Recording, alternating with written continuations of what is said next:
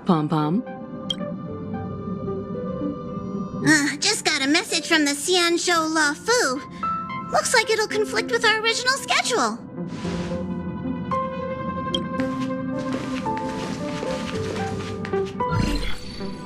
It's been a while, my friends on the Astral Express. How's your trailblazing expedition going? Soon, the Xianzhou Luofu will be holding the Luminary Wardance. Those who have aided the Luofu in overcoming the crisis are cherished allies of the Xianzhou. Thus, on behalf of the Seat of Divine Foresight, I'm extending an invitation to attend the ceremony. Your presence would be greatly appreciated. Well, things are getting lively. We've barely recovered from the family's Charmony Festival, and we're already being invited to another special event.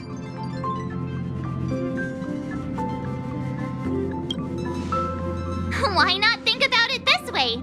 Our trailblazing expeditions are turning into blast expeditions, where we eat, drink, and play wherever we go. Blast? Expedition? Yeah! Wherever we go, we eat, play, and have a blast!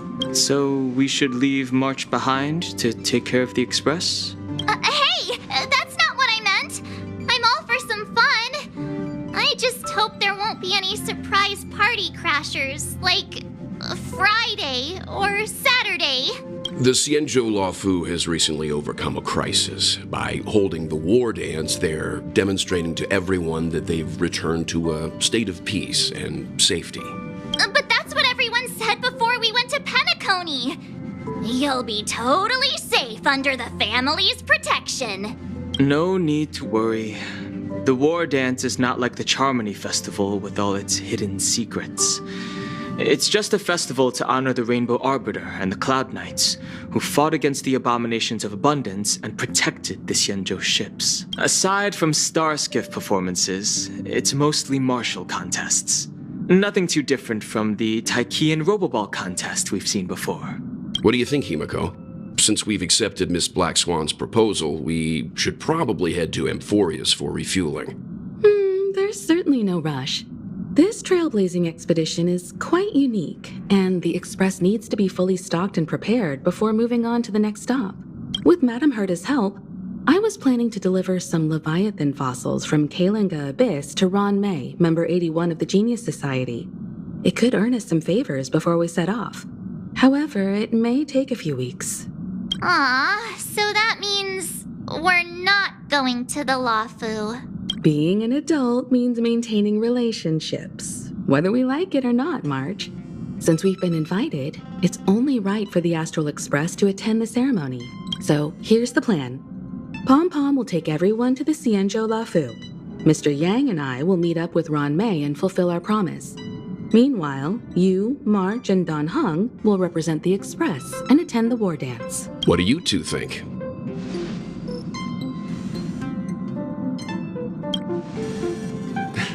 I don't hear any objections. Now that everyone's on board with the plan, it's time to warp to the Xianzhou Luofu.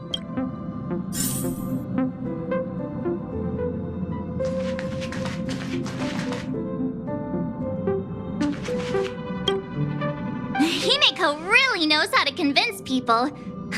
Between Leviathan fossils and the Wardance, the latter definitely sounds more fun. By the way, Don Hung, this time you'll be taking a stroll with us on the Luofu, right? And just let you two wander around aimlessly on the Luofu by yourselves? I don't think so. Plus, Mr. Yang is right. The Ambrosial Arbor crisis just ended, and both the long life and short life species are still feeling uneasy. And that's why Jing Yuan wants to organize the Wardance, to show that the Xianzhou Luofu is stable and safe. And since he has extended an invitation, it's only right that I visit my old friend.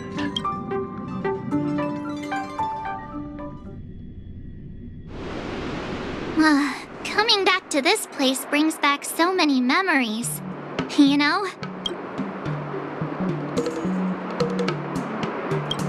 Hey, I'm not actually gonna recite a poem. I was just thinking about all the twists and turns we went through when we first arrived on the Xianzhou. This time, we're not being forced or enticed or chasing after wanted criminals. And we didn't have to sneak in through the cargo dock. This trip has been incredibly smooth. Quite unusual, I must say.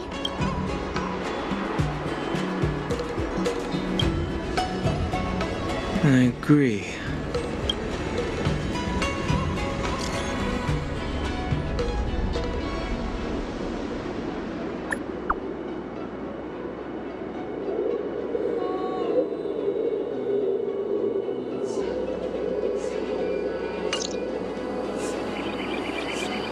Is the Starskiff Haven always this crowded?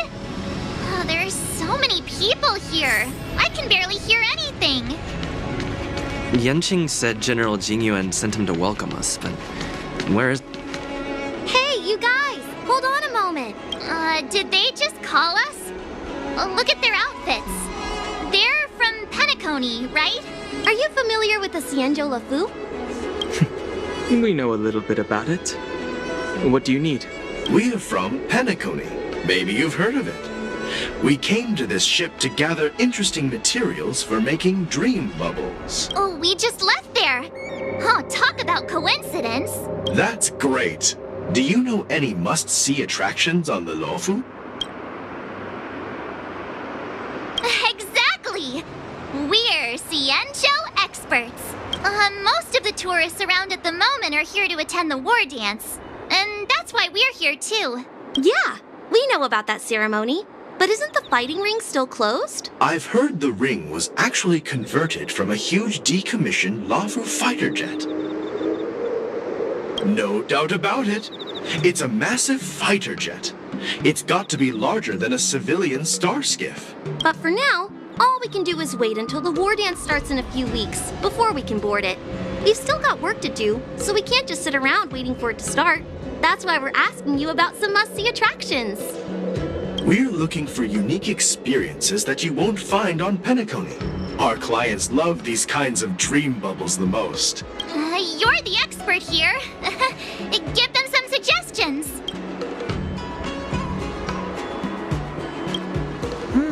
Good idea.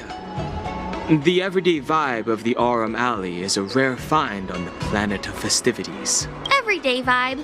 Yeah, our clients have had their fair share of adrenaline-pumping dreamscapes. Maybe something down to earth would touch their hearts. Thanks for the suggestion. We'll head to the Aurum Alley to gather materials. Maybe we'll run into each other there in a couple of days. Look, Yanqing's here. Really? Let's go catch up with him.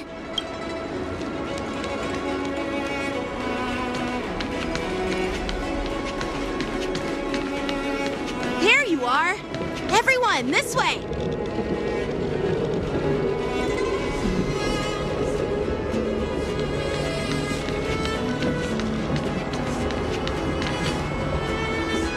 Hey, everyone!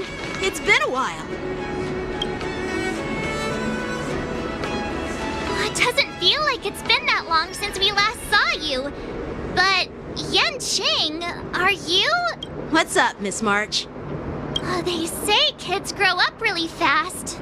Yanqing, are you a little bit taller than before? We've only been away for a few months.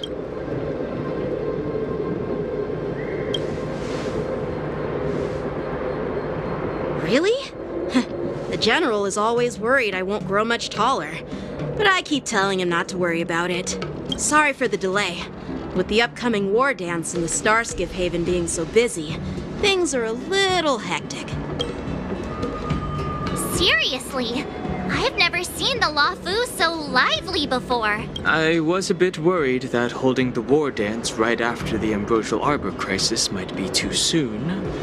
But seeing the bustling Starskiff Haven, I understand why General Jing Yuan chose this timing. Yep. There's people from other delves and travelers like you three who have come from afar. With the Wardance coming up, there's a huge number of visitors pouring into the Starskiff Haven. The Cloud Knights are working hard to keep the security tight. The General said this ceremony would help the Xianzhou Luofu recover from the crisis. It's a way to showcase our martial spirit, reassure people, boost morale, and attract visitors from other planets to promote trade and peace. By the way, the Xianzhou Alliance places great importance on this ceremony too. The Xianzhou ships, the Zhuming and the Yanqing, have both sent messengers to offer their blessings. Yeah, I wonder if you've heard of it. It's known as the Star Forge, and it's responsible for providing more than half of the Cloud Knight's armaments. The Xianzhou Zhuming boasts skilled craftsmasters, and General Huan is a top-notch craftsman himself. If only I could get a sword forged by him, I'd be on Cloud 9. By the way, Yanqing, where are we headed next? I'm sorry for talking your ear off. The General wants to catch up with you at the Palace of Astrum. He's been eager to hear about how the Express has been doing. It's funny how he tries to act all mature, but whenever it comes to something he's interested in, you can really see his childish side. I agree.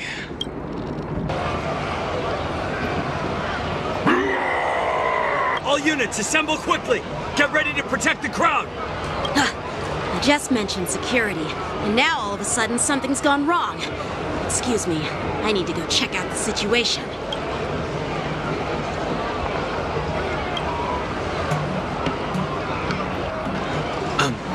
We'll go with you.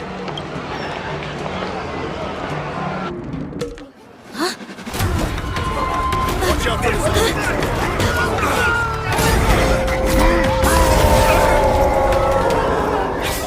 Protect the civilians. I'll deal with him.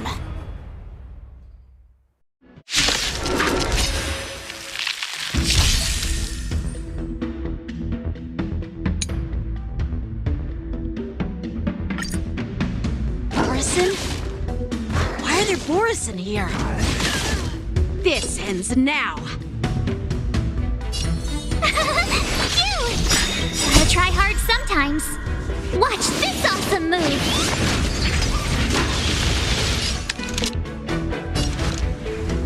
Lend me your strength. We've entered the storm. To guard and defend! Crush them!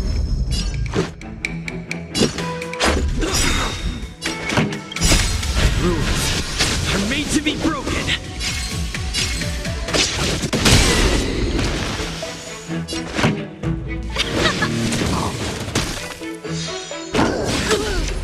Try that again!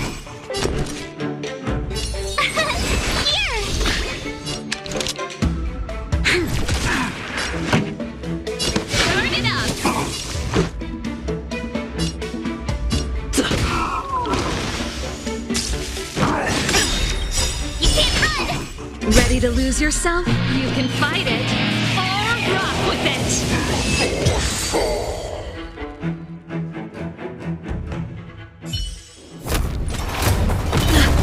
Not good.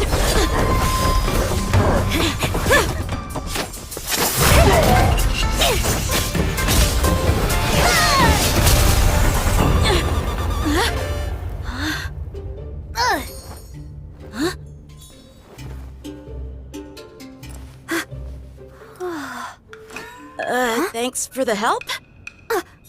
Sorry, no time to chat. Could you give me back my...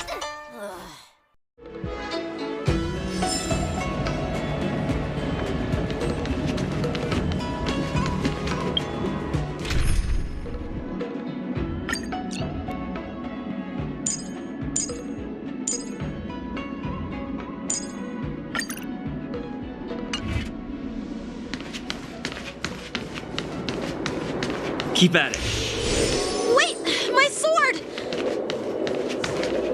I'm sorry, but I'm afraid we'll have to put our plans on hold for now.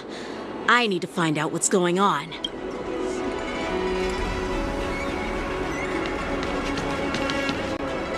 While we appreciate your rescue, my Xianzhou friends, don't you think it's a bit too much to detain us and our cargo? Sorry, but we've been ordered to detain you and your cargo for inspection until we figure out the source of the attack.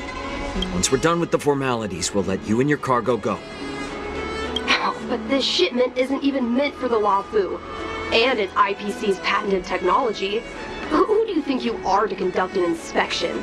According to the protocol, all cargo arriving on the Luofu must go through inspection. But we didn't officially enter your dock at all. We just sought refuge in your dock because we were attacked by the borisins. Looks like this argument could go on forever. Let's not get involved in a heated dispute that won't lead to a resolution.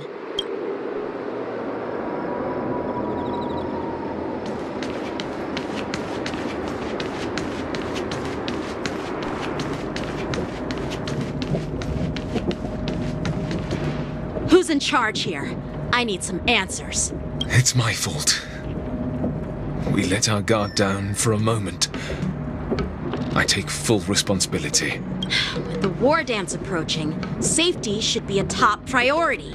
Now, tell me, how did borisin prisoners end up in Starskiff Haven? According to the protocol, borisin prisoners should be held on a starskiff and taken directly to the shackling prison under strict supervision without ever touching the ground. Who allowed a prisoner transport ship to dock at the passenger terminal? Please don't blame this, Captain. This incident involves the Ming's diplomatic vessel. Who are you? I'm Lu Jun, an officer of the Patrol Defense Squad. Thank you for your help, Lieutenant Yanqing. The situation unfolded rapidly and it shouldn't be held against the captain. Here's what happened. An IPC transport ship was attacked by the borisin just before arriving, and the Ming's diplomatic vessel came to the rescue. They fought off the borisin pirates and imprisoned them on their ship. So, an IPC ship was attacked by the borisin near the Luofu, and the Ming envoys saved them? This sounds complicated. Honestly, it gives me a headache too. The Ming diplomatic ship, adhering to standard procedure, docked at the passenger terminal to hand these criminals over to the Luofu. You know, with all the outsiders flooding onto the Luofu, the starskiff lanes are under immense pressure. The borisin desperados decided to put up a fight before the prisoner transport starskiff could get there. And that's what you just witnessed. We'll make sure these prisoners are sent to the shackling prison as soon as possible. I see. It's an unusual situation indeed. I'll report it to the security department of the Realm-Keeping Commission and ask for their cooperation in handling the aftermath. Maybe I should gather more details from others so that the Seat of Divine Foresight can have a better understanding of the situation.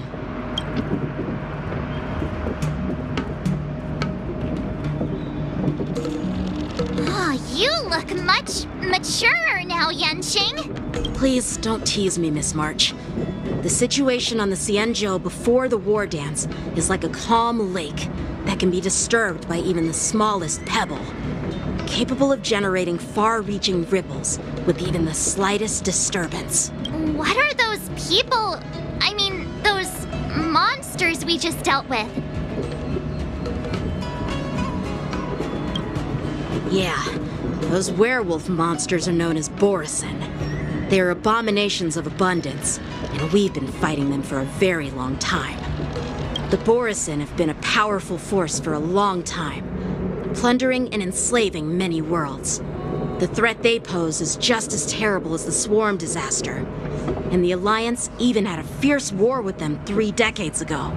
Their presence has faded over the years, but who would have thought?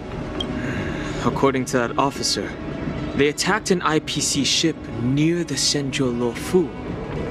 Such a brazen attack seems quite unusual to me. Yeah, that's what I find strange too. It seems like the IPC and the borisin have some serious grudges.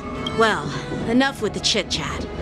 The General wants me to take you to the Palace of Astrum. I'd love to chit-chat a little longer, but there are some things that can't be left unchecked. Is it a serious matter? Maybe you'll need our help in hunting down the borisin? Thank you, but it's no big deal. By the way, that young lady who just appeared, she took my sword. I'm thinking of filing a lost property report at the Realm-Keeping Commission to see if I can get it back. I doubt she did it on purpose.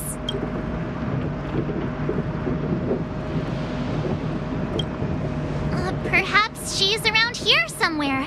Shouldn't we take a look? All right, let's not keep the General waiting. Don't worry. There aren't many people out there with that kind of talent. It shouldn't be too hard to find her.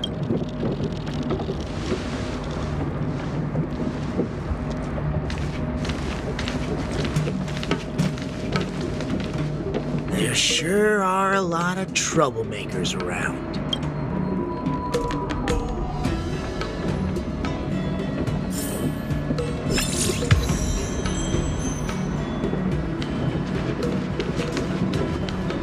Success and failure.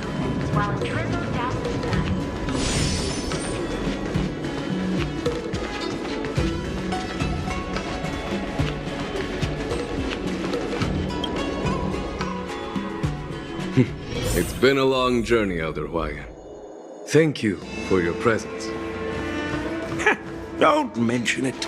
Thank you for taking the time to welcome me.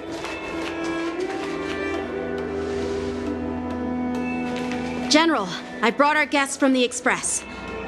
Oh, I'm sorry for my bad timing. I didn't know you were meeting a guest, General. Don't worry, you're just in time. It's been a while, my friends from the Astral Express.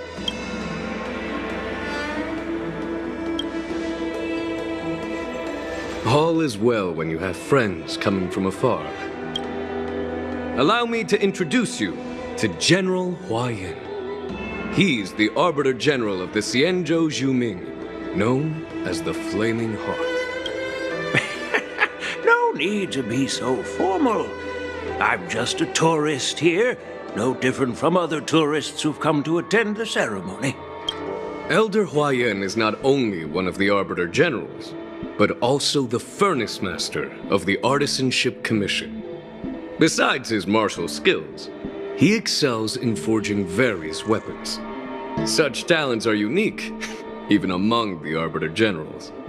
Be it Arbiter General or Furnace Master, these are merely titles given to me long ago.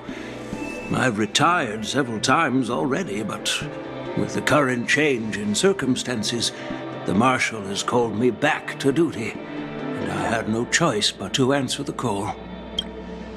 Well, in the end, I'm to blame.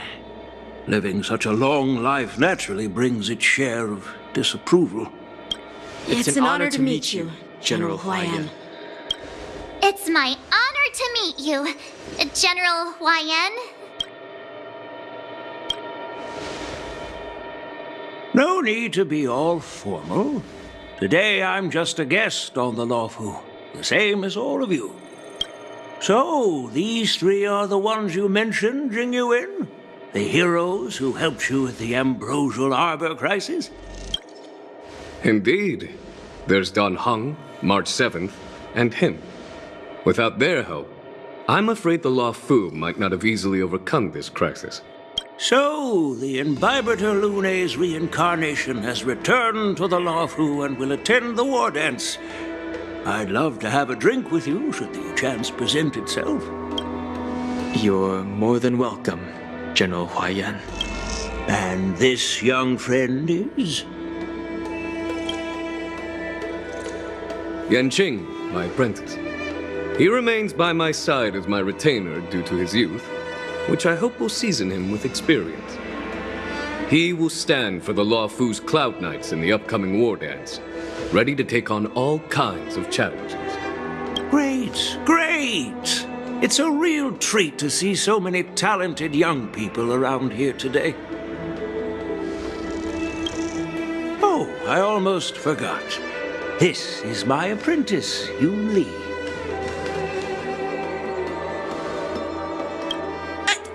It's you! Oh, it's you. Hello. Oh, you two already know each other? Guess we don't need any introductions then. What a coincidence! I was afraid I'd have trouble finding this girl. Oh? Now you've piqued my curiosity. Tell me, how did you two become acquainted? She helped me capture the escaped borisin prisoners at the Starskiff Haven. Allow me to express my gratitude for you. But when you left, you took my flying sword with you. Your flying sword? Oh, so that's why I found a dagger in my bag. Turns out it's yours. Yes, it is. Now that we've met again, I hope... Nope. That won't do. Won't do? You want your sword back, right? Well, you can't just take it back.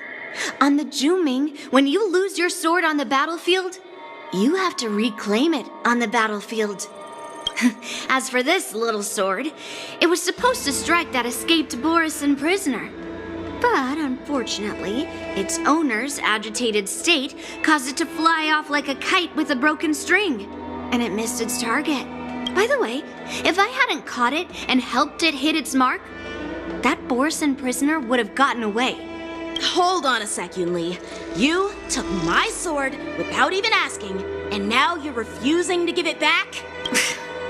So much from Luofu's swordmasters. What did you just say? If you just stepped up and took your sword back from me fair and square, I would have totally respected you. But nope, you tried to play it down, expecting me to just hand it back to you like it's nothing. In front of everyone. With all due respect, you don't honor your sword, so you don't deserve it. Hasn't anyone told you that taking without asking is stealing? If you want to settle this with swords, fine. Let's have a one-on-one duel right now. Yanqing. Well, that's more like it. Just be careful, because I'm not as easy to handle as the borisin. You two, be quiet and apologize to Yanqing. Hey! Whose side are you on, Grandpa? I don't take sides. It's a small misunderstanding, and an apology would be too much. I've heard about the Zhu Ming's incredible swordplay and craftsmanship, most notably the legendary flame wheel octet. Seeing Miss Yunli, who is among those ranks today, well, I must say she definitely has that fiery edge. Such grandiose names. Some folks love to spin these fancy titles, trying to set the Cloud Knights apart. Yun Li is still just a young girl, a bit awkward and hot-tempered, so please forgive her if she's being rude. Well, everyone, Elder Huayan and I have some business to discuss. For now, Yanqing, why don't you entertain our guests and take Miss Yun Li to the inn? I'll find another chance to talk with you all. I'd like to express my gratitude to the Astral Express for helping the Luofu during the crisis. That's so kind of you. I mean, you've already thanked us so many times. Please forgive me for coming at an inconvenient time. You needn't apologize, General Huayan. All right, Yun Li. Take this opportunity to clear things up with Yanqing. Yeah. It's better to make friends than enemies. But I won't be heading to the inn just yet. I want to visit Lingsha. She just arrived in the Luofu and could use some help settling in. Yanqing, once you've helped our guests get settled, go to the Artisanship Commission for me. I've heard about the attack and the detainment of the IPC ship. Qingzhou sent word that the IPC members are protesting and wish to have their cargo back. See if you can calm them down. Don't get aggressive. Just make it clear that the Xianzhou Luofu has no intention of violating their rights. I'm on it.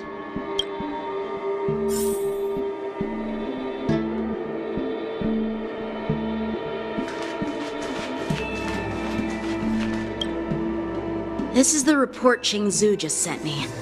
Let me take a look. Looks like the General has given me a tough challenge.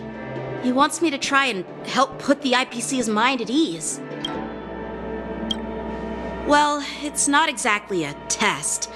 As Cloud Knight officers, we not only learn the art of war and martial arts, but also occasionally have to handle diplomatic disputes. It's just, talking things out isn't as straightforward as duking it out with weapons on the battlefield. This is especially true when you're up against the IPC, with their non-stop corporate babble. Well, let's not worry about that for now. Shall I take you to the inn?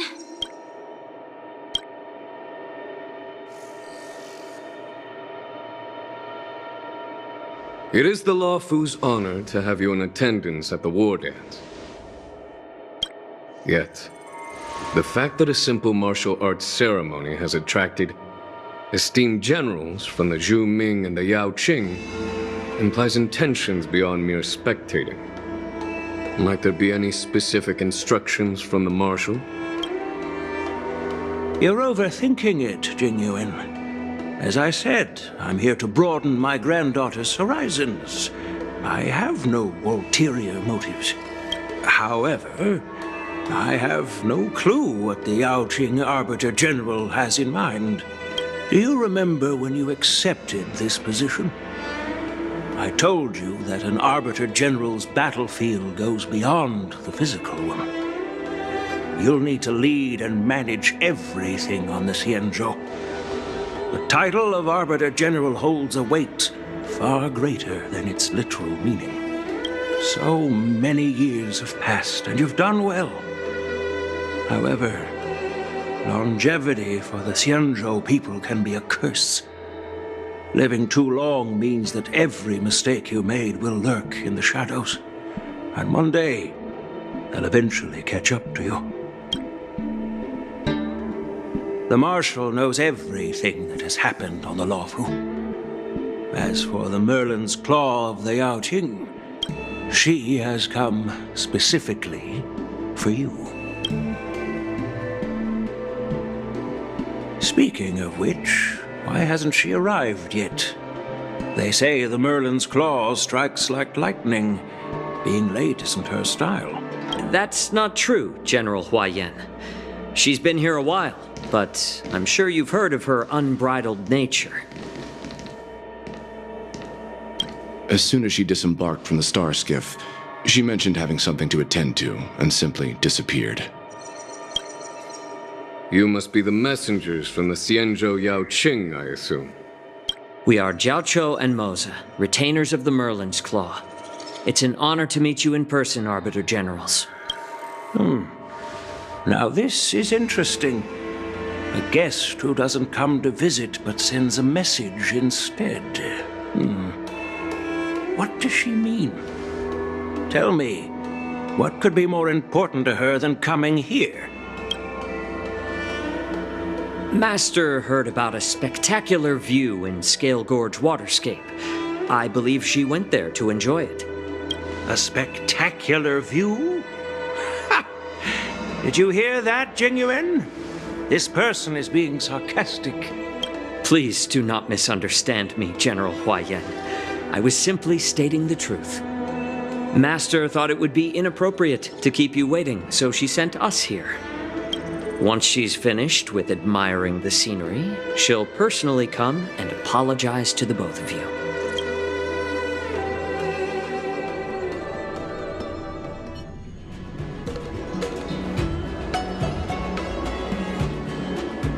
Drat!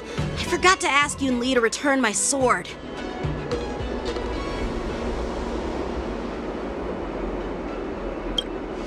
No need to bother. The Zhu envoys won't be leaving the Luofu anytime soon.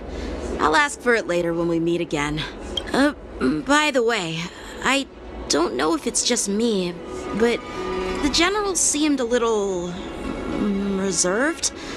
Could it be because of Elder Huaiyan's visit? Reserved? Really? Maybe I'm just overthinking things. No, you're not. When I entered the Palace of Astrum, I realized that the messenger from the Xianzhou Zhu Ming was actually the Arbiter General himself. So, the messenger from the Xianzhou Yaoqing must be the Merlin's Claw herself, I presume. That's right. Well, that's what makes this entire thing so unusual. What's so unusual about it? They simply received an invitation from Jing Yuan, just like the crew, right? The Wardance is just a small festival. And now we have 2 Arbiter Generals from other Xianzhou ships here. I'm afraid they're here for something more. Maybe they've come to hold Jing Yuan accountable for the Ambrosial Arbor crisis? Hold him accountable? Come on, didn't the Luofu fall victim to the disciples of Sanctus Medicus and the Antimatter Legion? why would they blame the victim? Dan Shu's rebellion and Ventilia's scheming are merely one side of the story to the other Arbiter Generals of the Alliance. Only a single piece of incontrovertible evidence remains, creating an endless source of potential complications. The Ambrosial Arbor. Yes. It's undeniable that the plague mark, which was subdued by the Xianzhou Luofu, has resurfaced. But was it really a conspiracy instigated by the Antimatter Legion? Or does it indicate a traitorous intent from within the Luofu, implicating Jing Yuan himself? Once the spark of suspicion is kindled, it proves hard to extinguish.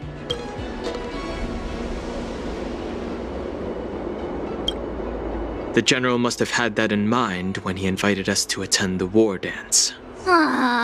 What was I thinking? Seriously, here I was looking forward to a carefree and enjoyable trip.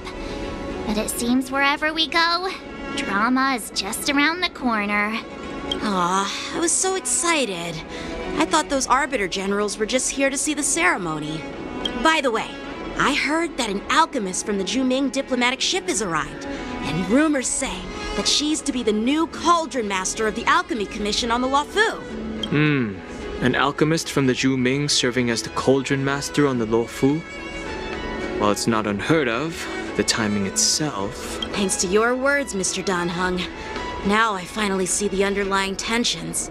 The General is under tremendous pressure right now, but I was completely oblivious to his troubles. How naive of me. Come on, don't think like that. Leave the adult matters to the adults. Even if you wanted to do something for the General, it's not like you can do anything. Did I say something wrong? Again? Miss March is right. I don't have the skills to share the General's burdens at the moment. Still, I'll do my best to follow his instructions. Let's go.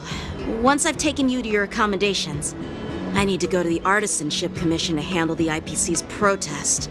He looks like he has a lot on his mind. We can't just let him go alone. Why don't we accompany you to the Artisanship Commission? This is too much trouble. While I appreciate your kindness, dealing with the IPC's workers could be tricky. I'm afraid this will cause trouble for the Express. No worries. We're pretty experienced in dealing with the IPC. You've heard of the 10 Stone Hearts? We've dealt with quite a few of them, right?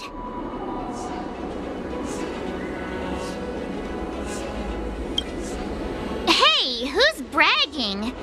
Anyway, this time it'll just be a few ordinary IPC workers. Surely you don't think they'll be even trickier than Aventurine, do you? Well, since you're willing to help, I won't decline your kindness. Let's head to the Artisanship Commission and meet them.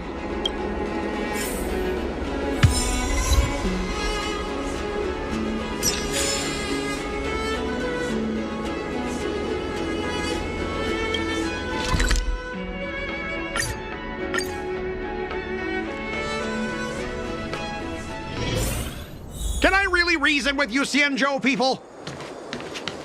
I think I get it now. In your words, this is called looting a burning house, right? But I am trying to reason with you here. Ugh, that toxic voice sounds familiar. Haven't I heard it before in Arum Alley? You know what? This isn't my first time dealing with the Skyfaring Commission. I can handle your unreasonable ways. But straight up snatching IPC cargo, isn't that going a bit too far?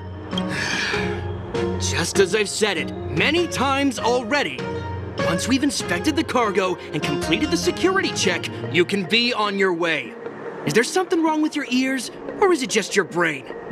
I'm hearing you loud and clear. I'm thinking clear. And my answer is crystal clear. Not a chance. Keep detaining my cargo and I'll file a complaint directly with your general.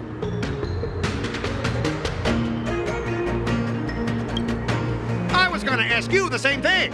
Why do I keep running into you? You're staying on the Xianzhou, are you? What terrible luck. Wherever you go, disasters aren't far behind. Aren't you the guest from the Astral Express? What brings you and Yanqing to the Artisanship Commission? Trouble caused by the IPC? I'd say it's caused by the Skyfaring Commission. Looks like you've met this IPC worker before. I'm not sure if that's a good or a bad thing. I was sent here to deal with the IPC protest, Miss Shikui. What's going on here?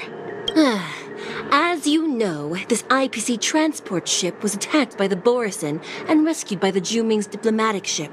Then the Cloud Knights were instructed to bring it back to the dock for repairs and inspections. And this is Mr. Scott, the person in charge of this transport ship. So, you're Scott. I've heard him mention you. Weren't you kicked off the Luofu before? Why did you come back? Like I wanted to come back. I thought I'd just dock at the harbor for repairs and leave this forsaken place for good. Little did I know, as soon as the ship entered the harbor, a bunch of Cloud Knights showed up and snatched all our cargo from the hold. What do you mean by snatched? I've told you 1,000,000 times. It's a security check. Then why did you bring the cargo to the Artisanship Commission? You even brought in some shady craftsmen. It's obvious you're trying to steal the IPC's patented technology. Listen here. Firstly, the Skyfaring Commission detected dangerous items that could possibly be weapons in your cargo hold. That's why they called me here, to double check. Secondly, where the heck did you get the idea that I'm a shady craftsman? Even if there are dangerous items, what do they have to do with you? It's not even being shipped to the Luofu. We'll just fix the ship and be on our way. We won't unload our cargo here. But you'll have to stay in the port for several days before your ship is repaired and you can take off again. How can we just leave unchecked items sitting here? I understand, but we don't need to disassemble the cargo if it's just a security check, right? In most cases, we don't. However, our scans discovered that the cargo doesn't only contain machinery, but also some substance that resembles biological tissue. Biological tissue? Does this crate contain living things? I'm afraid we'll need to wait for the Alchemy Commission for further confirmation. In any case, according to our regulations, we need to unseal one of the crates for further examination. But this IPC specialist has been hindering us on the grounds of patent secrecy. The Alliance's regulations on biological products are very strict. Without further inspection, there is no way for the Skyfaring Commission to release the cargo. Oh, really? Fine! If anyone lays a finger on that shipment, they'll have me to deal with. It doesn't matter if it's mechanical or biological. It's none of your business. I'm filing a complaint against the Skyfaring Commission's ridiculous regulations. This Mr. Scott seems stubborn and difficult to persuade. Honestly, I really don't want to have a vicious confrontation with the IPC.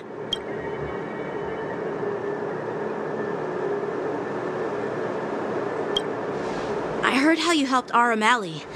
The IPC representative back then was Mr. Scott, right? Since you've dealt with him before, it looks like I'll have to rely on you again. What are you guys whispering about over there? Just hurry up and give us back our cargo.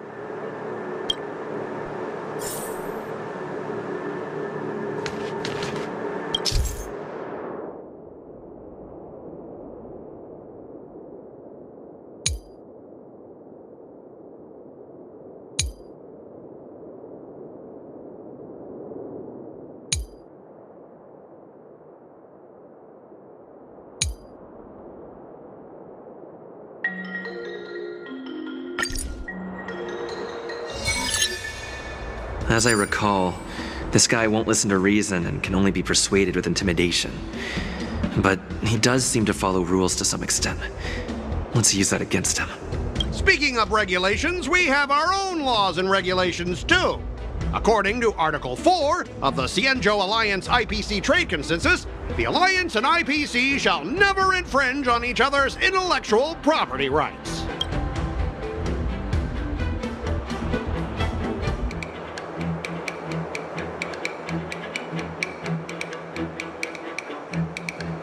I didn't expect to see you again, Mr. Scott. We had such fun in Arumali last time. It seems our paths are destined to cross once more. Stop pretending we're friends. If I could actually beat you, I'd punch you in the face. So, are you guys gonna resolve this problem? Or are you just gonna let this clown put on a show here? Let's just pretend we don't know him, Dan Heng. Even if we set aside the secrecy of intellectual property, these prototypes built by the Intelligentsia Guild are incredibly valuable, beyond your wildest imagination. If anything goes wrong, you won't be able to pay for it even with your lives.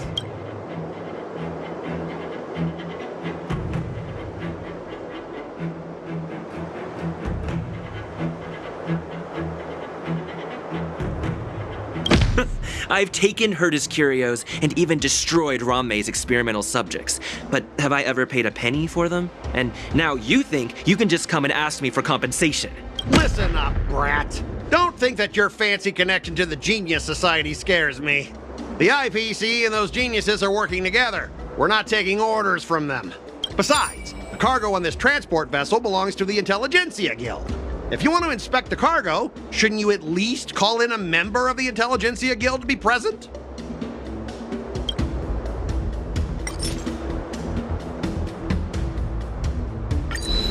Huh? Your logic is too confusing for anyone to follow.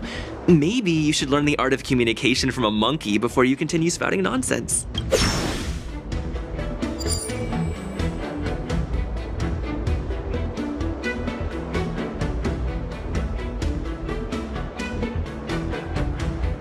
Pretty tight with Dr. Ratio from the Intelligentsia Guild. Almost like family. Doesn't that make me practically a member of the Intelligentsia Guild too? What's all this nonsense? Even if you were married to him, you still couldn't represent the Intelligentsia Guild.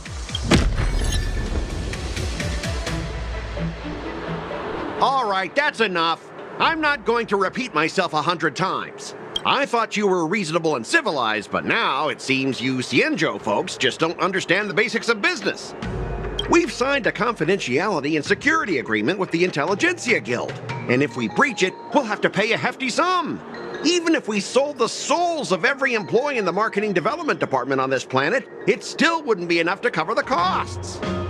Listen up, kid. I don't mind delaying this transport for a few more days. Once the engines are repaired, our ship will leave immediately, and you won't have any reason to inspect the cargo. If that's the case, I can assure you the Cloud Knights won't let your ship leave. Oh, really? Then you'll receive a ton of complaints from the Intelligentsia Guild and the IPC's Marketing Development Department. You're too young. I don't think you understand the chaos your rash decision will cause. Since you put it that way, Mr. Scott, I'll take it as your agreement to the inspection procedure. Now... Not so fast, you little brat. According to the IPC regulations, I have the right to arm myself and protect the property on my transport ship. I thought you were reasonable and civilized, but now it seems the IPC just wants to play by its own rules. My apologies, Mr. Scott. Stop him, guys! For the Amber Lord! For the Amber Lord!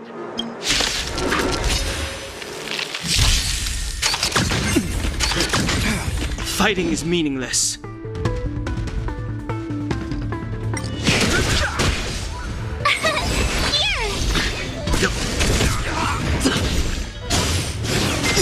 Stop me. You can't run! Watch this awesome move! The sanctuary is but a vision.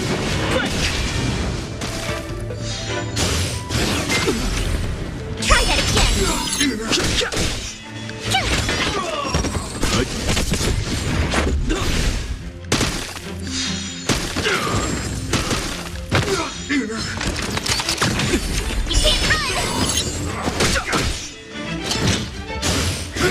That won't stop me. You! Stand down. Survive or be destroyed. There is no other choice.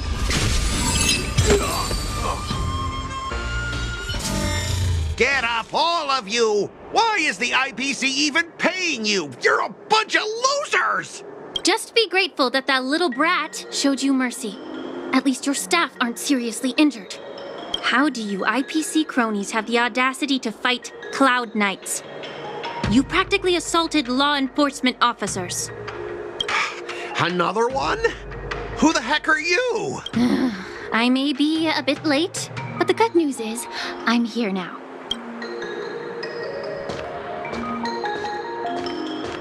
Allow me to introduce myself. I'm Lingsha, Cauldron Master and head of the Alchemy Commission on the Luofu. Could she be? Yeah, she's the new Cauldron Master assigned here from the Xianzhou Luofu. I received a report from the Artisanship Commission about cargo containing samples of unknown organisms. It said they needed help from the Alchemy Commission. I had nothing better to do, so I came myself. It's fine, Mr. Scott. If you really don't want your cargo to be inspected, it doesn't matter. It doesn't matter? How can you say that? Why are you being so nice all of a sudden? Well, since you're not going to check it, I'll take this crate and be on my way. Is that okay with everyone? Yeah, sure. Why should I object? Not only this sample, but all the goods on the transport ship are yours to keep. Like I said, we won't inspect them. Wait a minute!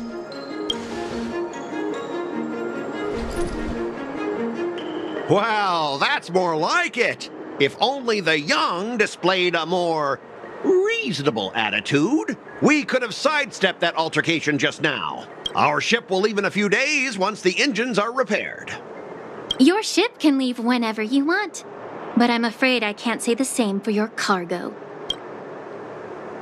According to the import and export regulation signed between the Xianzhou and IPC, all biological shipments can only leave the port when they have confirmed to be of no threat, or when all biological activity expires. Since we can't determine if your shipment is safe for the environment, I guess we'll have to wait for its biological activity to expire.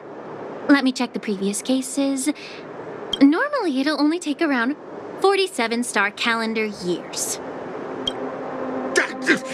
Only 47 years? Why so surprised? You're still young and full of energy. I'm pretty sure you'll live a few more decades. Have some confidence in yourself. Ha! Typical of a long-life species. Your words are dripping with sarcasm. While you may not care about time, I do. I'll be demanding double compensation from the Skyfaring Commission for every minute wasted. Sure thing, Mr. Scott. You seem pretty confident that your career and life will last long enough to witness this victory unfold.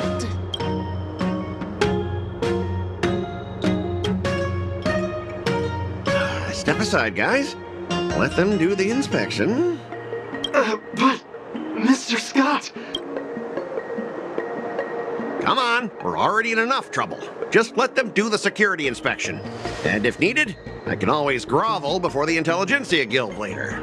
I'm just using my head for what it's apparently good for, right?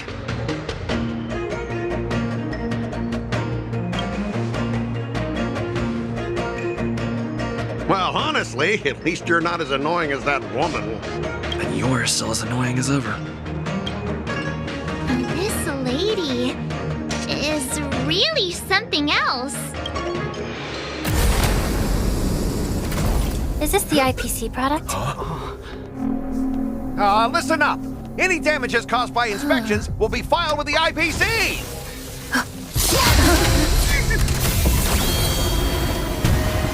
Turn it off.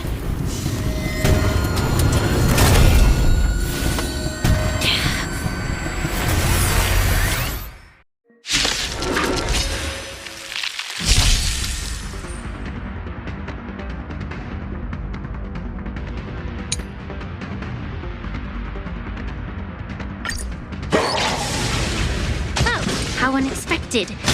That was a surprise. Try hard sometimes. Watch this awesome move. Oh, great. A walk in the park. Here! Let's go. Rules are made to be broken.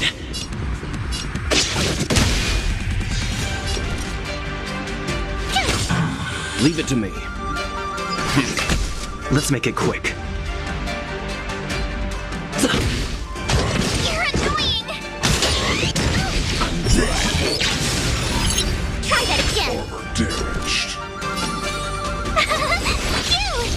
Let's begin.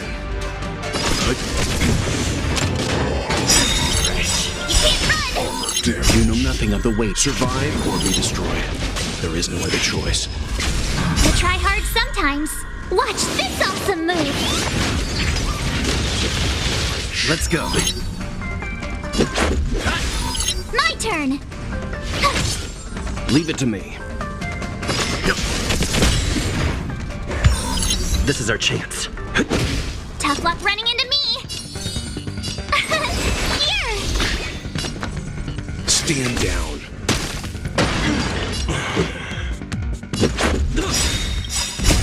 Rules are made to be broken.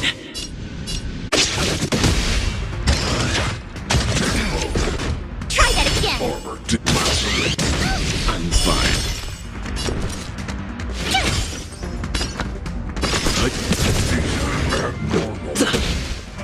Just a scratch. Let's begin. You know nothing of the weight. Survive or be destroyed. There is no other choice.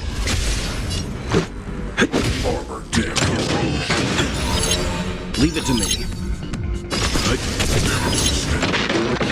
I'll leave the rest to you. Just a scratch. Rules are made to be broken.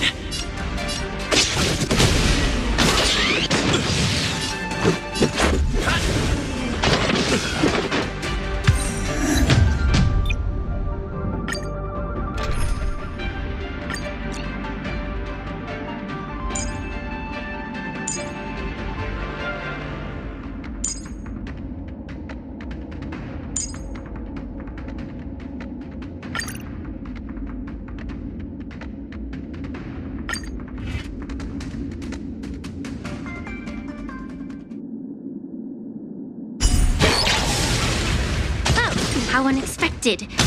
That was a surprise. Lend me your strength. Rules are made to be broken. Turn it up. Just a scratch. This battle is unavoidable.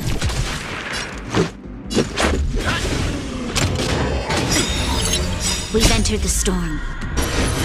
To guard and defend. Crush them.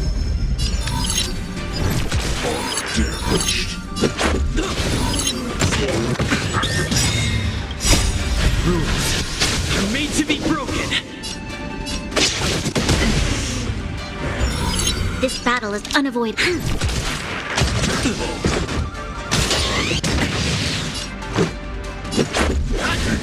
You'll pay for this.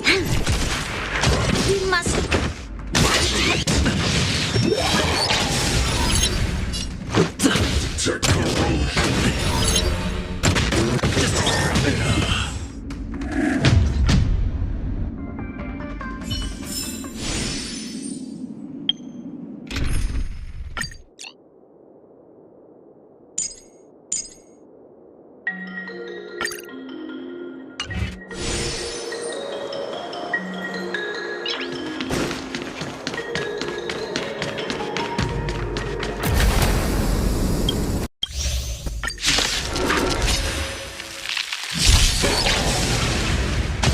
How unexpected.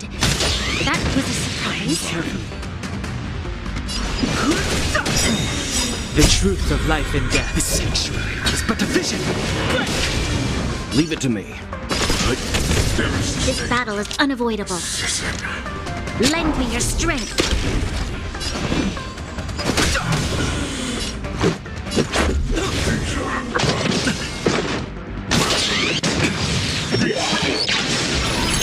Fighting is meaningless.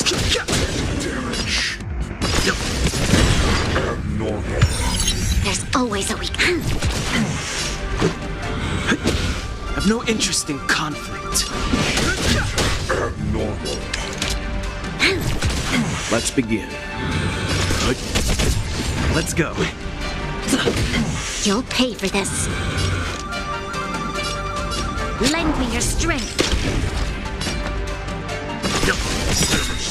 You know nothing of the weight. Be survive or be destroyed. There is no other choice. Fighting is meaningless. The truth of life and death. The sanctuary is but a vision.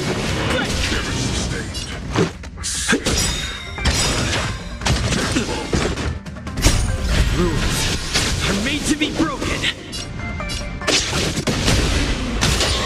Just a scratch. Fine. No interest in conflict. We've entered the storm. To guard and defend. Crush them. Let's make it quick.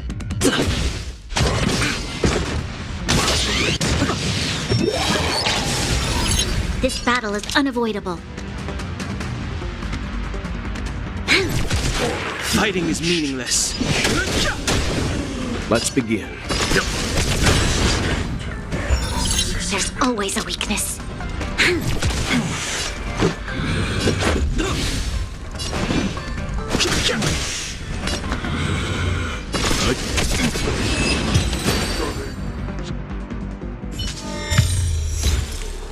Were you seriously planning to leave this stuff unchecked at the dock for days? That's way too dangerous. I had no idea about it. You must have accidentally triggered the cargo's defense program. I don't think trying to shift the blame is a wise choice. But seriously, I don't know why that thing suddenly started moving. I swear on the Amber Lord. Enough. Miss Shikue, please escort our IPC guest to the Skyfaring Commission. I'm on it. Please follow me, Mr. Scott.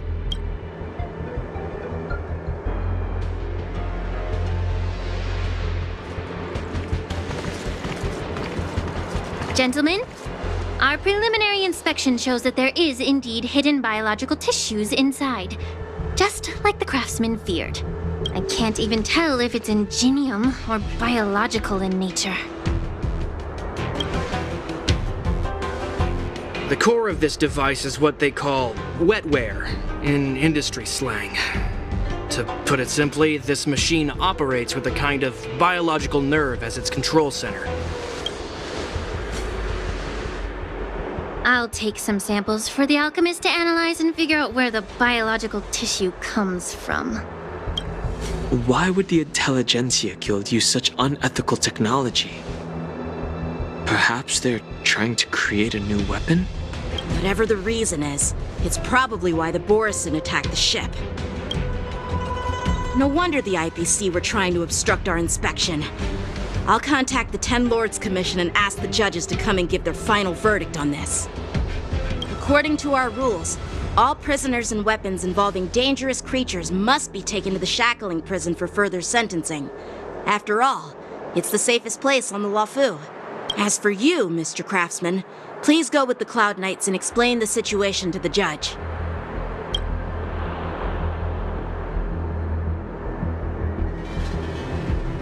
I had a feeling that the IPC members would cause trouble, but I didn't think they'd be this tricky. Thanks for your help, Miss Lingsha. I should thank you for saving my life. Your sword skills were impressive. Taking down that big guy.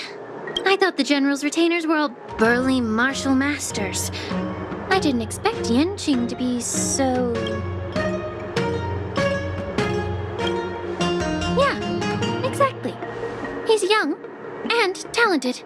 As for you, you must be the guests from the Astral Express, right? Saving the Luofu from that crisis. It's so impressive. It wasn't a big deal. Really. It's still early. So why don't we get some tea at the Alchemy Commission? We can discuss your suggestions for revitalizing the commission. I'd be happy to accept your invitation. And you three are coming too, right?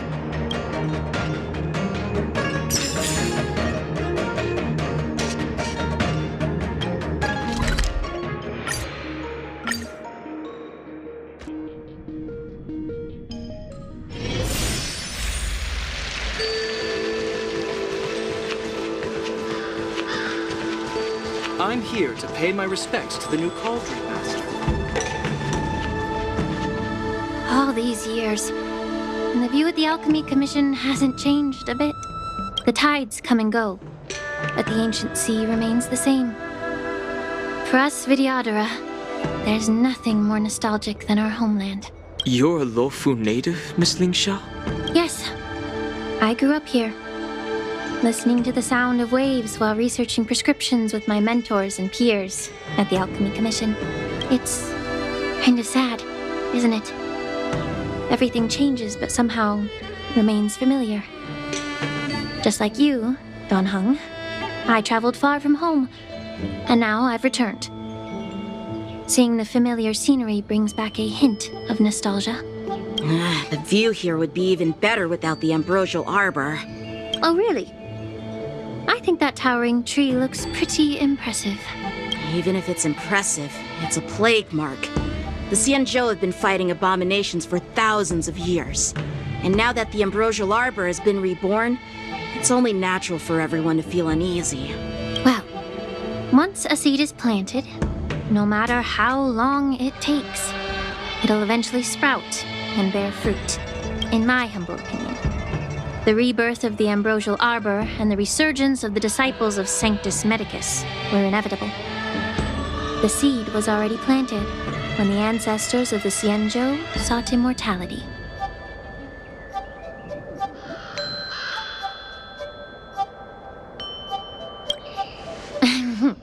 My bad. Well, since you went through the entire ambrosial arbor crisis firsthand, Dan Heng and Lieutenant Yanqing, I'd like to discuss something with you. What would you like to discuss, Miss Lingsha? I was lucky enough to be chosen by the Alliance to come in and clean up all the old grime in the Alchemy Commission. Honestly, the Alchemy Commission is riddled with problems and has reached a point where fixing it seems impossible. I'm looking to remedy this problem, but was wondering if you could provide any insights. Well, even though I'm a Vidyadharan like you, I'm an outsider, just like my companions here. I can't really say much about a remedy, but I do have a piece of advice, Miss Lingsha. The Vidyadhara and the Alchemy Commission on the Luofu have always been intricately connected. If you cannot distance yourself from these ties, Miss Lingsha, changing the situation within the Alchemy Commission may be quite challenging. I may not know about politics, but I do know that the disciples of Sanctus Medicus have been operating within the Alchemy Commission for years. If you're determined to root them out, maybe you should discuss it with the General. I see. Thank you for your valuable insights. While the Lux Arrow from the Rainbow possesses unparalleled power to sever the ambrosial arbor, it can't sever mortals' desire to prolong their existence. Just like how the Cloud Knights can eliminate the remnants of the disciples of Sanctus Medicus, but are unable to calm the hearts and minds of the people within the Alchemy Commission. Our Xianzhou forebears knew this well, and that's why they entrusted the duty of guarding the roots of the arbor to the Vidyadhara. However, the Vidyadhara are still only mortal beings. 30 years ago, my mentor served as Alchemy Commission's Cauldron Master. She recognized the emerging undercurrents and sought to cleanse the source of the disturbance. Unfortunately, even though she was skilled in the art of healing, she didn't understand the human heart or how to eliminate the sickness lurking within the depths of the Alchemy Commission. In the end, she was framed and exiled to the Juming. I was also implicated and had to leave the Luofu. And guess who arbitrated the case and handed down the sentence? None other than General Jing Yuan himself. What? You heard it right. The ones responsible for the corruption in the Alchemy Commission are not just the remnants of the disciples of Sanctus Medicus, but even the Divine Foresight himself. Alas, why is your face turning pale, Yanqing? Don't worry about it. I understand that when someone holds a position of power, they may sometimes have to make tough decisions. I won't hold any personal grudges against him. Besides, at our age, holding personal grudges is a luxury we can't afford. Lingsha, you're back! Ugh, I've been waiting ages for you.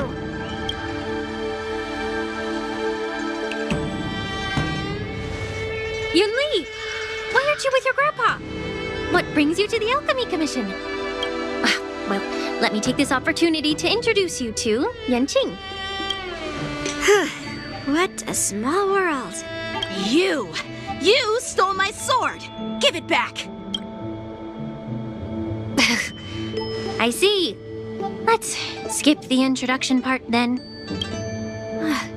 Why do I keep bumping into you? Are you stalking me or something? Of course not. Unlike you, Miss Yunli, I have important things to take care of. You, on the other hand, seem to have all the time in the world to wander around without returning my sword. Grandpa used to say that a sword reflects its master. I talked to your sword, and it told me that you've been distracted. You hesitate when you should strike, and you struggle to stay calm when your sword is unsheathed. Now that I see you again, I realize your sword was right. It wasn't me who took your sword. It was you who lost focus. Do you really expect me to believe that nonsense? I've been taking it easy on you because you're a guest from the Juming, but you're not taking the hint. Don't people from the Juming know you're supposed to return what you've borrowed? Just look at this flying sword. Even if I gave it back to you now, it'd just be taken away again in a few hours. You know the Cloud Knight saying, a Cloud Knight must never let slip their weapon. Yes? Well, sure, I can give it back to you now, but on the battlefield, that's a whole different story. Poor flying sword. Fine! You don't have to give it back, because I'll take it back myself!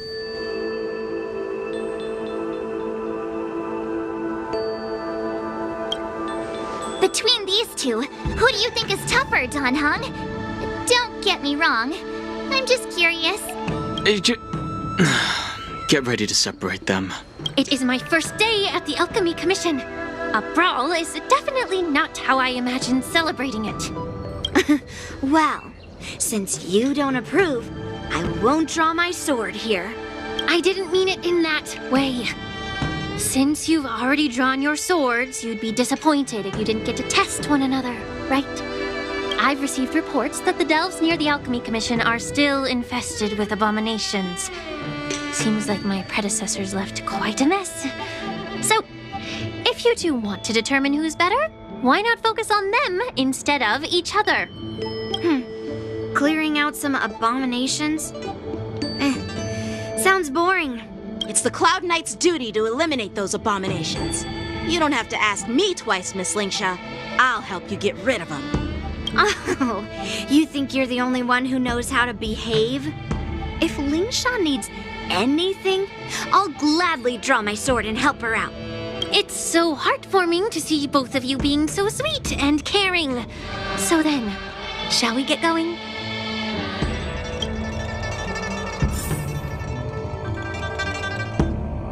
Ever since the disciples of Sanctus Medicus were eradicated, their experimental abominations have been festering here. If you want a contest, I'll be the referee. The one who kills the most abominations within an hour wins. Lingsha, as always, you're still an expert in making unpaid work sound so noble and grand. It's for your own good, little Yunli. While you desire to compete against each other, I don't want to see either of you getting hurt. That's really thoughtful of you, Cauldron Master. So, are you both...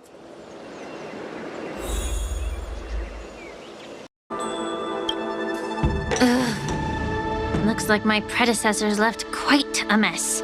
Let me say it again. The one who kills the most abominations within an hour wins. Be careful when you draw your swords, and make sure you don't hurt each other. Can we start now, Lingsha?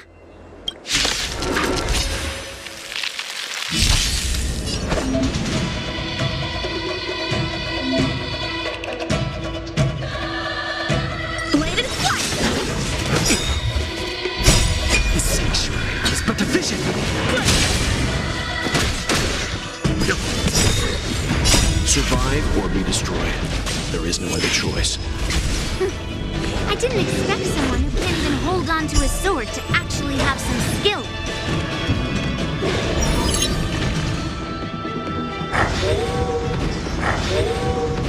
Strike with heart! Through clouds! You've got style with those moves, but you're not striking where it counts. It's such a shame to see you misuse your sword like that. Just a scratch. Blade and flight!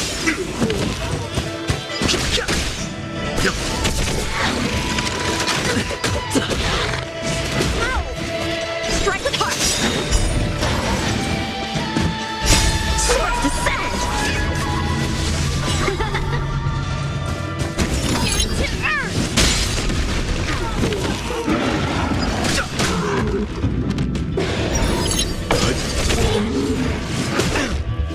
Into earth!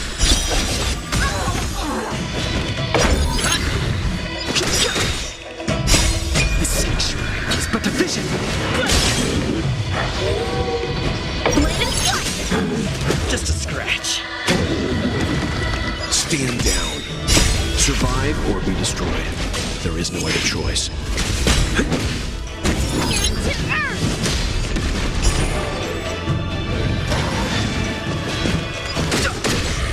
Strike with heart! I'm fine.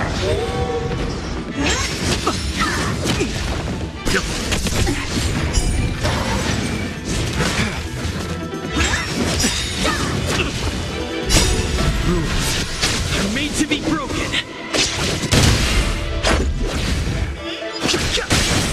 Blade and flight! Swords descend!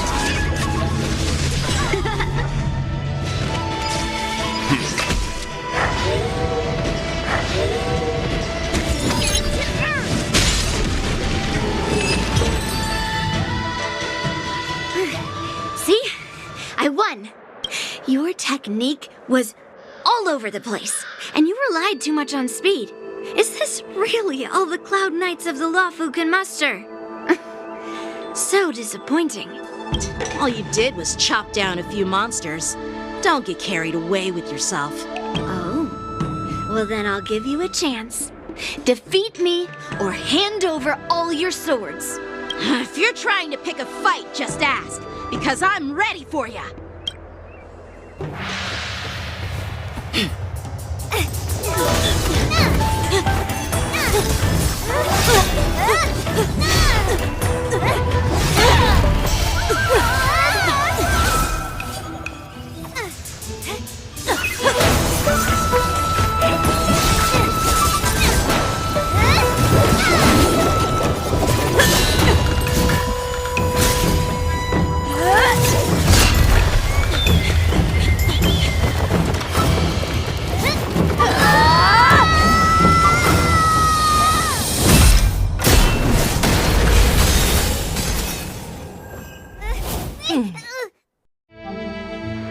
Well fought, my young friends. However, both of you have shortcomings. One of you focuses on dodging and weaving, while the other relies on brute strength, trying to take down targets with a single strike. Who are you? Me? I'm just a patient seeking medicine from the Alchemy Commission. A passerby, if you will. I thought I'd see my fill of impressive fights during the Wardance. Yet here I am, able to witness a remarkable fight at the Alchemy Commission, of all places. Well, the Luofu is never short of surprises. However, I have a small suggestion for you. Why don't you settle this dispute fair and square in the Wardance's ring? That way, you can resolve your differences with a proper duel and put your grudges behind you. Grudges? No, not at all. Yunli and I, we were just sparring. Sparring? You summoned your flying swords and she swung her sword with full strength. No grudges between you. I don't believe it. Aha! What brings you here, Lady Fei Xiao? have you finished your health consultation with the Dragon Lady? Fei Xiao? Grandpa always talks about you. Could it be that you are... The Merlin's Claw of the Xianzhou Yanqing? Looks like I'm quite famous on the Xianzhou Luofu, too. Of course. Everyone has heard of the great general. Known to all, and unbeknown to none. Great General? Isn't that title a bit too narcissistic? I don't like it. Ooh, I heard there's a dozing general on the Luofu, so I came up with a humble nickname for myself. The Lacking General. Lacking in worries, regrets, and rivals. Sounds much better, right? Yeah, that's a befitting title that sounds both humble and impressive. Now that the sparring session is over, Yanqing and Yunli, shouldn't you politely thank General Fei Xiao for her guidance and bury the hatchet? Here's your sword. Keep it safe. Or it might get taken away again. By the way, we haven't settled the score yet. I'll defeat you fair and square next time we fight. This is how she apologizes?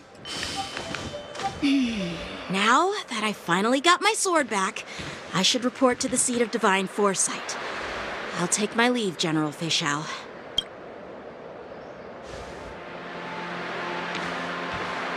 Oh, by the way, Miss Linksha, if you've got some free time, I'd like to invite you to the seat of divine foresight for a chat with General Jing Yuan. I think there's more to those personal grudges you mentioned earlier. Thanks for stepping in, General Fei Xiao. Otherwise, I'd have had to knock them out with my incense. Not at all. Just doing what you asked. How about we call it even as payment for the healer lady's consultation? Sorry, but even a general needs to pay their bills. We don't do credit here. And let's not forget, you'd have been waiting decades for a chance to see the Dragon Lady if it weren't for me. Well, you can always send the bill to the seat of divine foresight and say it's for mentoring those kids. After all, it was quite the effort splitting them up. I nearly had to get tough. Now, if you'll excuse me, I need to find a spot and get some fresh air.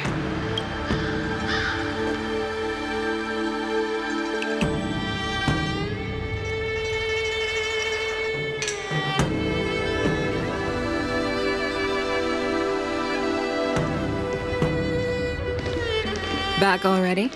You've met with Jing Yuan and wandered around for a few hours. So, what do you think? It appears that the Divine Foresight is using this Wardance as a show of strength to convince everyone that the Luofu is prospering after the Ambrosial Arbor crisis. But... I know you're going to say but, right? But...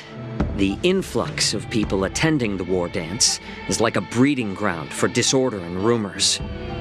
One wrong move, and the Luofu could be in a world of chaos. The Cloud Knights on the streets remain vigilant, so at the very least, General Jing Yuan is aware of this.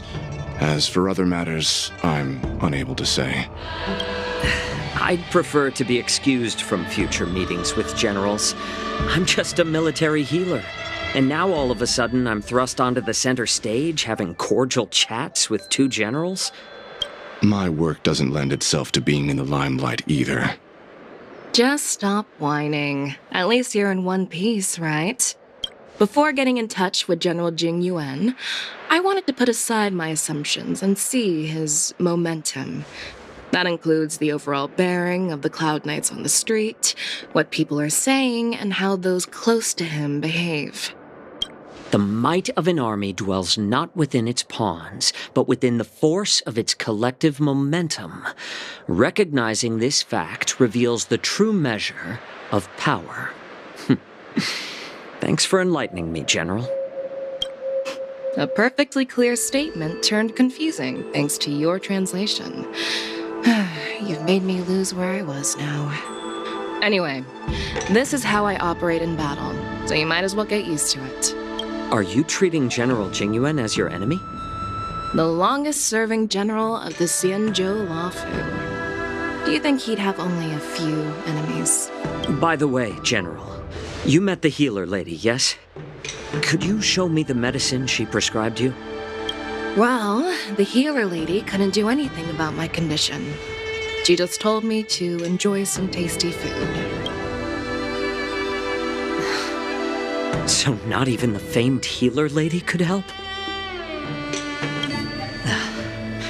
Don't worry. I'll fulfill my promise and find a way to cure you. Actually, I've found some leads. Well, life and death, Zhao Chou. It's all predetermined. Upon starting my military career, I made a pledge that the rest of my life would be dedicated to being the Xianzhou spearhead, hunting down the abominations of abundance till the end of my days. As long as I can fulfill that deep-seated desire, I don't care how long I live. You asked if I view General Jing Yuan as my enemy. No. My real enemy has always been myself.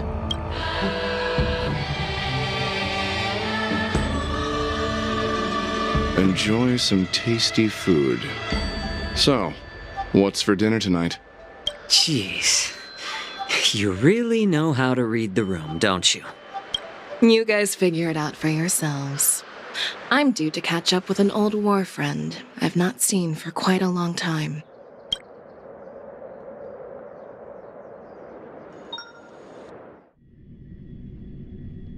Hey! Was that the Yanqing general who just dropped in out of nowhere? Oh, she's so awesome! I mean, when Yun Li swung that massive sword, she just casually blocked her attack with ease. And mine too. Yeah. But to go up against Yun Li is quite impressive, you know? That aura of heroism and grace, it almost makes me want to learn Xianzhou swordplay. You think so too, right? I agree. General Fei Xiao is indeed impressive. I was actually hoping you'd give Yanqing some praise. Thanks for the kind words, Miss March. The Wardance is coming up, and I've been chosen to represent the Cloud Knights in the ceremony.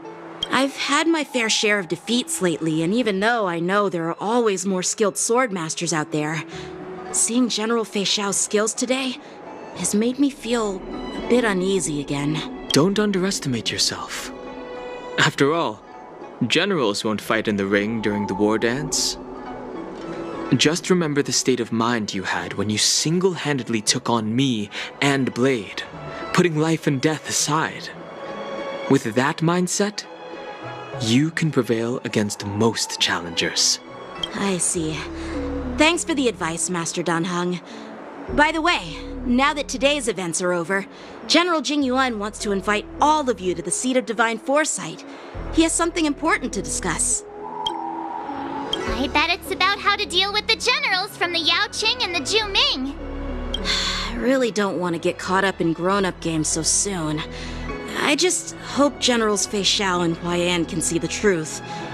We don't need any more chaos on the Luofu before the war dance.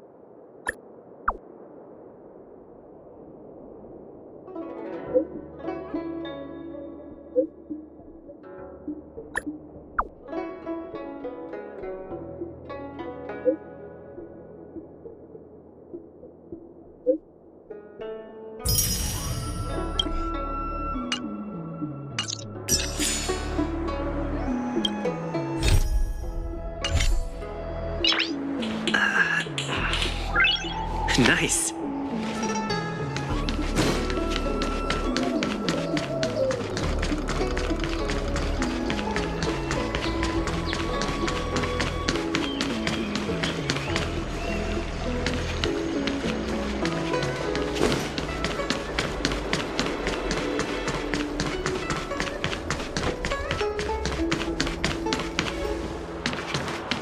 What is your purpose for entering the seat of divine foresight?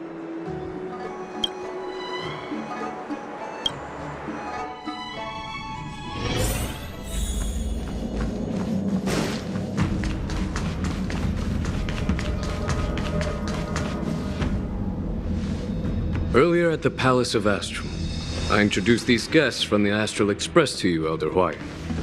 But with all the people around, we only exchanged pleasantries. Now, I'd like to officially introduce them to you. These three braved great dangers, accompanying me to perilous places, defeating the chief culprit Vantilia, and uncovering the conspiracies of the disciples of Sanctus Medicus. If you wish to know more, please, feel free to ask us. Well, I skimmed through the reports about the Arbor's rebirth from the Master Diviner Hu Xuan. She's been summoned to the Yuchui for questioning. There are a lot of doubts within the Alliance about this whole situation. But despite all that, I believe in you. Since you joined the ranks, you have repeatedly achieved remarkable feats. After the High Cloud Quintet each went their separate ways, despite the many criticisms within the Alliance, the Marshal still stood firm against the dissenting voices and entrusted the Luofu to you.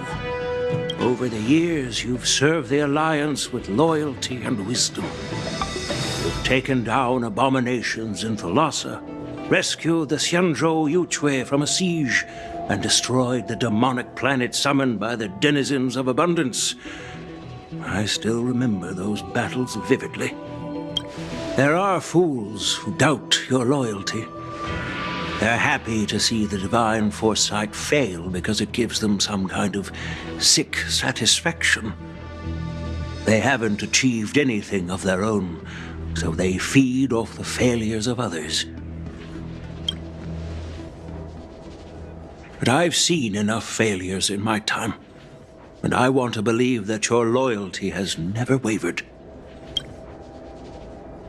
So, General Fei Xiao of the Yaoqing is the only one investigating the Ambrosial Arbor crisis on behalf of the Alliance?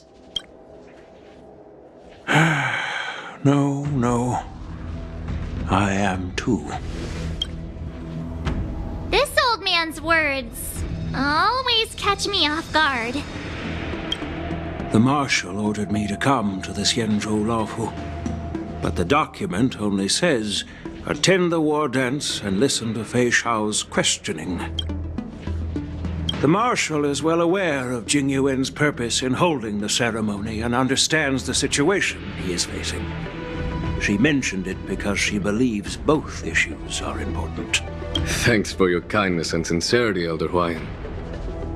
But is it appropriate to tell everyone here about the Marshal's orders?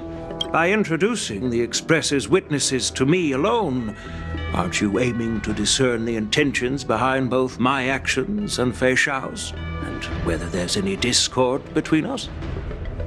Well, since I'm being open and honest with you, I encourage you young folk to do the same. As for the Ambrosial Arbor crisis, all I need to do is listen. General Fei Xiao will be the one asking the questions. To be honest, I'm more concerned about the timely start of the Wardance. Oh, by the way, I've prepared a gift for the Wardance.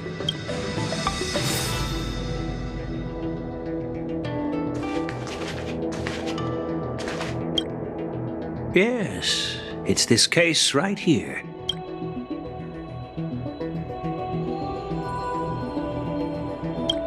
There will be numerous contests and celebrations during the Wardance, and the main event will be the Ringmaster's Challenge. The host will dispatch a skilled warrior to take on challengers from all over the cosmos, showcasing the excellent martial arts of the Xianzhou Luofu. When you mentioned that the Astral Express would be attending the ceremony, I thought the High Elder of the Luofu would be the ringmaster. You humor me, Elder Huayan. The healer lady is just a young lady who knows nothing about martial arts. How can I assign her as the ringmaster? I'm no match to you when it comes to joking. What's this box for? Why don't you open it, General Huayan? This sword case is intended for the Wardance's award. It's empty now, but in a few days, a precious sword will be delivered and stored inside. I don't mean to boast about our skills, but this sword represents the pinnacle of the Zhuming's craftsmanship. It has a legendary history, full of heroic tales from foreign lands, tales that are too detailed to be summarized in just a few words. Since the delegation delivering the sword hasn't arrived yet, I'll just leave the case here for now. I've been wondering, who would be worthy of such a sword? And then it hit me. I can award it to the champion of the Ringmaster's Challenge. The ceremony's champion is sure to be a perfect match for the sword. Moreover, I hear that Yanqing is an excellent swordmaster, and that he will be representing the Luofu as the ringmaster, so it seems like a perfect gift for him. Thank you for your generosity, Elder Huayan. If you want to give me a sword, just say the word, Grandpa. No need to beat around the bush. You've got confidence, my girl, but I don't think you can best Yanqing. I know you're all about swords, Miss Yunli. It's just a shame that it's the sword that ultimately chooses its rightful master. Yeah, and even if someone gets their hands on such a precious sword, it'll probably end up in someone else's. The outcome of our duel at the Alchemy Commission is still up in the air. Since you're interested, why don't you represent the Xianzhou Juming and challenge me in the ring? That's exactly what I had in mind. Nobody knows who's gonna come out on top. It could be me, could be someone else. It'll probably be me. But whatever happens, it won't be him.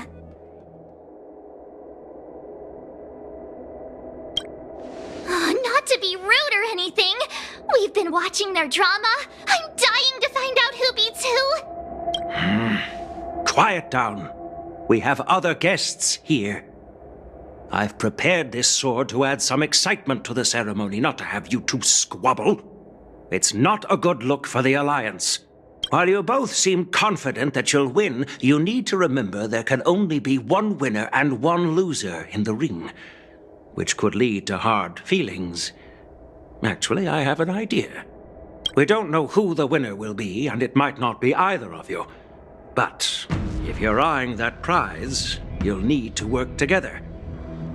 I want you to take on an apprentice who will take part in the war dance and win at least one match.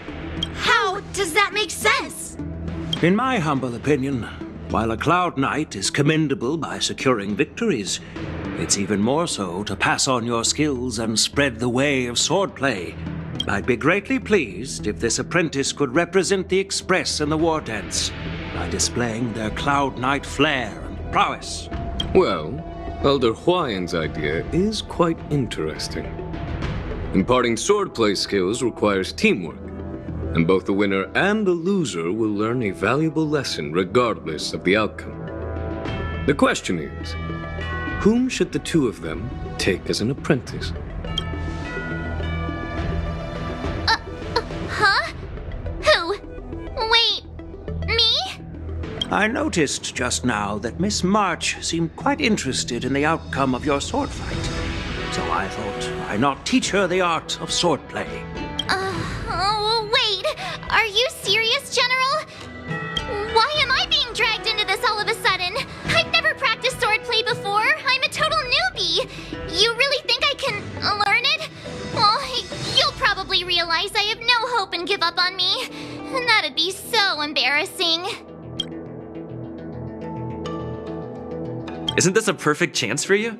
I remember you mentioning that you wanted to learn some sword moves. Yeah, I did say that. But this is all happening so quickly, don't you think?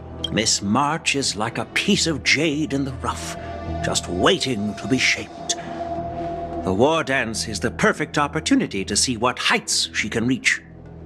I appreciate your kind words, General Huaiyan. But won't teaching me swordplay be a waste of Yanqing and Yunli's time? They should be preparing for the ceremony.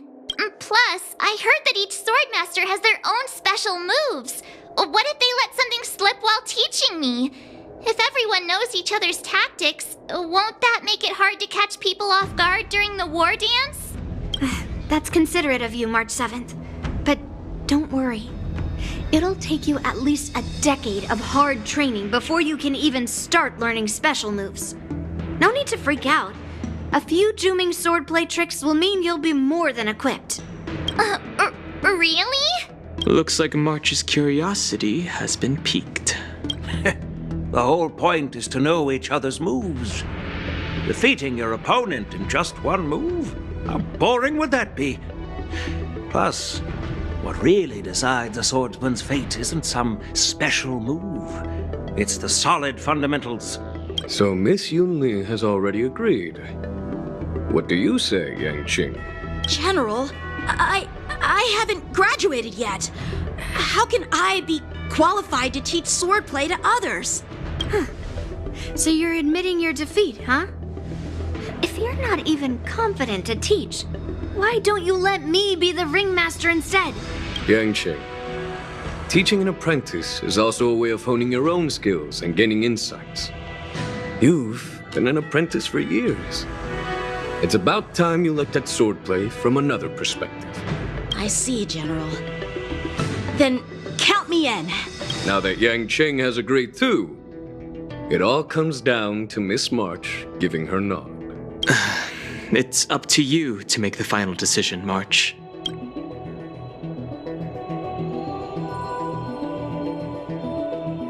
At least that way, I won't have to worry about you accidentally shooting me in the butt all the time.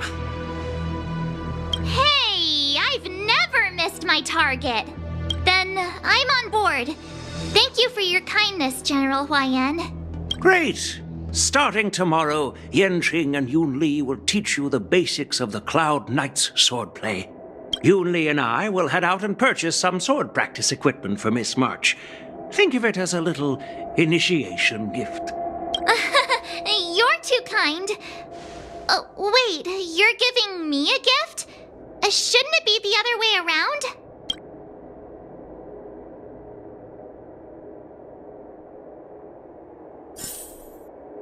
General Huaiyan's gone. Wait, why does something feel off about what we talked about?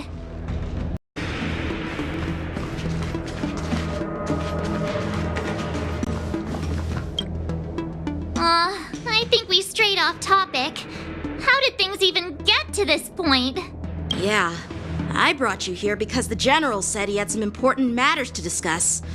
But how in the world did Yunli and I suddenly become Miss March's swordplay mentors? Because General Huaiyan wants us to stick around on the Luofu for some time. But from his point of view, we're no different from all the other tourists who may leave at any time. Since the crew's actions were mentioned in the Luofu's operations log were given to the Alliance, he probably wants to see firsthand if we're as capable as the report claims, or if we're just some made-up excuse to save face. And he wants to see it for himself during the war dance, which is why he even dragged Yunli into this. What began as a simple contest between two swordmasters has now evolved into you two collaborating to mentor March. Elder Huaiyan is still that tricky general who likes to give everyone a headache. My apologies. Truth be told, I invited all of you to the ceremony because I wished for you to act as my witnesses. Now, I apologize for not disclosing this information earlier. In the coming weeks, I'll also invite all of you to a meeting with General Fei Xiao, where you may need to answer her questions and clear up any doubts she might have. So please, be prepared for the meeting.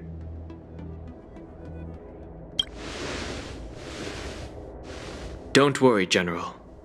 No matter what happens, I'm prepared to stay here as the Express's witness and answer any questions.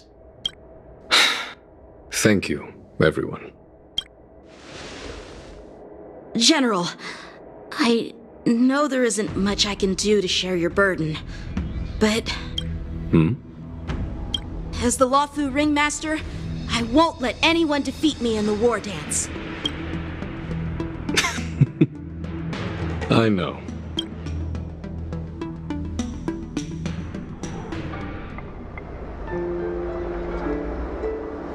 The illustrious Merlin's Claw waiting for me? And for so long, too? It's quite an honor. It's been a while, General Fei Shao. It's been 30 years since we last saw each other. Right, Yukong? Yes. Back then, you were the vanguard of the Yanqing's Verdant Knights, and I was a pilot of the Luofu's Rainbow Orbit Fleet. Who would have thought that upon meeting again, you'd be a general, and I'd have given up flying? Really does feel like a lifetime ago. Well, I wouldn't say I haven't seen you in 30 years. After all, your great victories are announced through the Yellow Bell resonance system every day. So I'm well aware of your great feats. How's your health holding up? Still stable, I suppose. Do you still remember the medic who saved me in battle? That healer with the odd name and peculiar temperament. What was his name again? Was it Pichu? Or Kachio? Jiao Cho. He's been my retainer and personal healer, delegated by the Alchemy Commission from the Xianzhou Yaoqing. Over the years, he's dedicated himself to managing my condition. It's thanks to him that I'm still in good health today. Given my background, I'm happy to have made it this far. I'm relieved to know that you're safe and sound. Well then, since you and Elder Huayan are here, I imagine you must have received orders from the Marshal? As your friend, may I ask how the Alliance intends to punish the General of the Luofu? The Arbor's rebirth has frightened the elders who lurk behind the scenes. They fear the resurgence of abominations, much like what happened 30 years ago. Although the report from the Luofu explained all the details, we don't know if the Ruin Legion really invaded, or how exactly the Stellaron Hunters and the Astral Express became involved. This puzzle has many missing pieces. As you know, the fugitive Jing Liu, who mysteriously disappeared many years ago, has resurfaced. This time, she has brought along an outworlder and a coffin, claiming to offer the Marshal a method to fight against the Eons. The Luofu Preceptor has also leveled accusations against Jing Yuan for neglecting the Alliance's principles. She asserts that Jing Yuan enabled the exiled Imbibitor Lunae to re-enter the Luofu, thereby unlocking the lunarescent depths within Scale Gorge Waterscape, which in turn disrupted the Videotera's dutiful watch over the Ambrosial Arbor. It is for these reasons that I have come here to the Luofu today. Well, duty calls. Perhaps I shouldn't have mentioned all of this to an uninvolved person, but since we once fought together, I didn't want to keep you in the dark. Perhaps pretending you didn't hear any of this would be for the best. I understand. I'm sorry. I was out of line. I know I shouldn't be defending General Jing Yuan right now, but... well, you know how I am. The Luofu has enjoyed centuries of stability since the end of the sedition of Imbibitor Lunae, much of which can be attributed to General Jing Yuan's masterful strategizing. Unfortunately, for long-life species, enduring through the ages always culminates in a failure that undoes all previous achievements, a moment that our adversaries relish. That's true. And that's why I'm also here for another purpose. To visit Hule. Hule? You mean that Hule? The borisin warhead? The same Hule who has been imprisoned in the shackling prison for over 7 centuries? The nemesis of the Foxians who will never be forgiven and shall be imprisoned until the end of the cosmos. I can't quite remember the exact wording, but yes, the very same Hule. Usually, only emissaries from the Xianzhou Yanqing Skyfaring Commission visit him once every century. Why do you have to visit him now, of all times? The Foxians and the Alliance made a pact to combat the abominations, aiming to achieve justice and free their kin. That werewolf monster is to be forever imprisoned in the dark recesses of the shackling prison, facing unending retribution. Given the situation on the Luofu, those on the Yaoqing are concerned about Hulei's imprisonment. I'm afraid that the routine visit every century is no longer sufficient to ease their concerns. That's why I was sent here, to reassure them. It's all bad news. Well, not everything. There might be a silver lining. Oh, by the way, I found some clues about the thing you asked for. Tell me more. The Verdant Knights followed the route you mentioned and discovered the wreckage of the Whistling Flame ship. Unfortunately, there were no survivors and no cargo. However, someone had already been on the scene before we arrived. Our people? Or someone from the IPC? No, neither. Yukong, have you heard of a person named Ron May?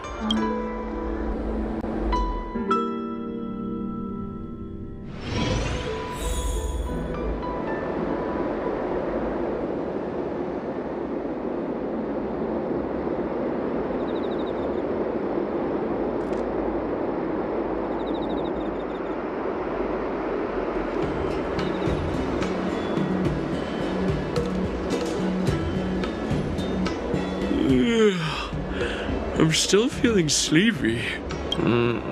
Did I oversleep? Where did March and Donhung go?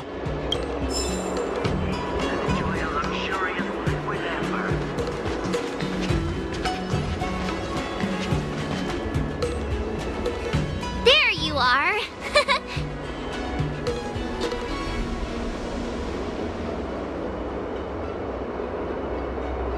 Well, it was a promise to General Huaiyan, after all. I woke up especially early, so I can start teaching Miss March swordplay. Hey, why are you blushing, Master Yanqing? This is, the first time someone has called me Master. I need to, get used to it. Let me make it clear. Swordplay training is about improving your body, mind, and strength. It's not a casual game you can master overnight. I promised General Huaiyan that I'd teach you Cloud Knight swordplay, so you can participate in the Wardance and defeat at least one opponent. I'll do my best, but if you break your master's rules... Is it too late for regrets? I'm already regretting my impulsive decision. Honestly, I'm not sure what I'll do either, because I've never been a teacher before. So, Miss March, please behave and don't skip classes. Or complain. You need to toughen up and train her properly, Master Yanqing. Don't go easy on her. You're so heartless. By the way, where's Yun Li? I've found a quiet spot in the back garden of the Palace of Astrum for our first lesson together.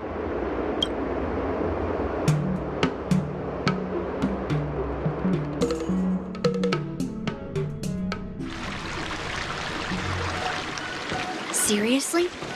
It's the first day and you two are already late? Why is everyone on the Luofu so laid back? So disappointing. Master Yun Li, you're already here. Sorry for keeping you waiting. Oh, wait. Were you trying to teach her in secret? That's sneaky. I'm just showing you what Luofu etiquette is all about. She might be my apprentice, but it's customary for the master to personally escort their apprentice to the place of learning. As the host, I'll be teaching Miss March the essence of Luofu swordplay, after which she'll emerge victorious in the Wardance ring.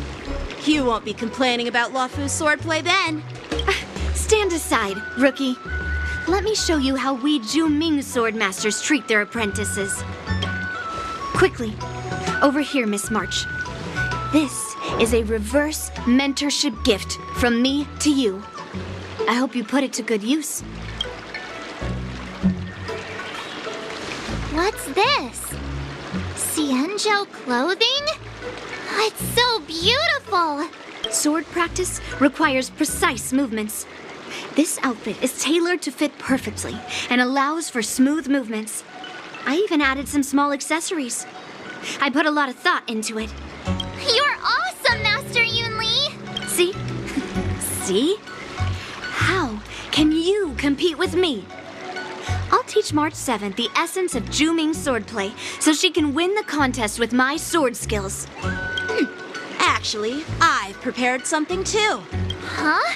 You have a gift for me too, Master Yanqing? Since you want to learn swordplay, Miss March, you'll need suitable weapons. So, I went out of my way to prepare a pair of swords overnight. Unfortunately, I didn't have time to ask the craftsman to customize the swords for you.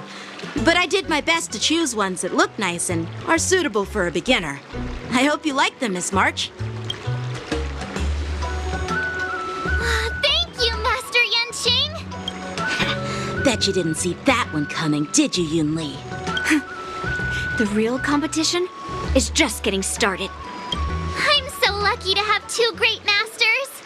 But why does it feel like things are getting a bit weird?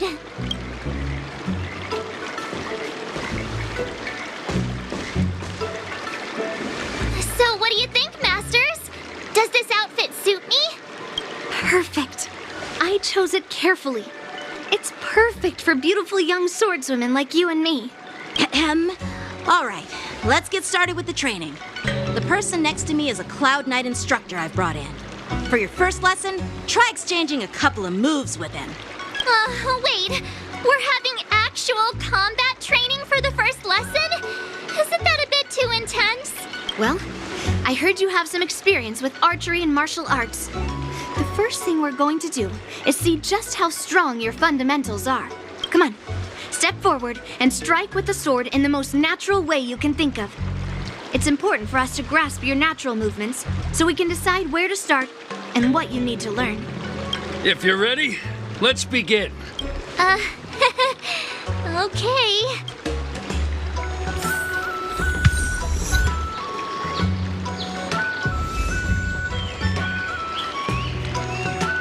Are you ready? Yeah, I'm ready. But please go easy on me. Then I apologize in advance, Miss March. Ready to shine.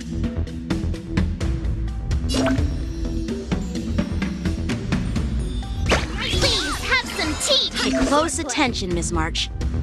Luofu swordplay is all about being swift and agile in your movements. Right on time. Practice is over. Swords descend!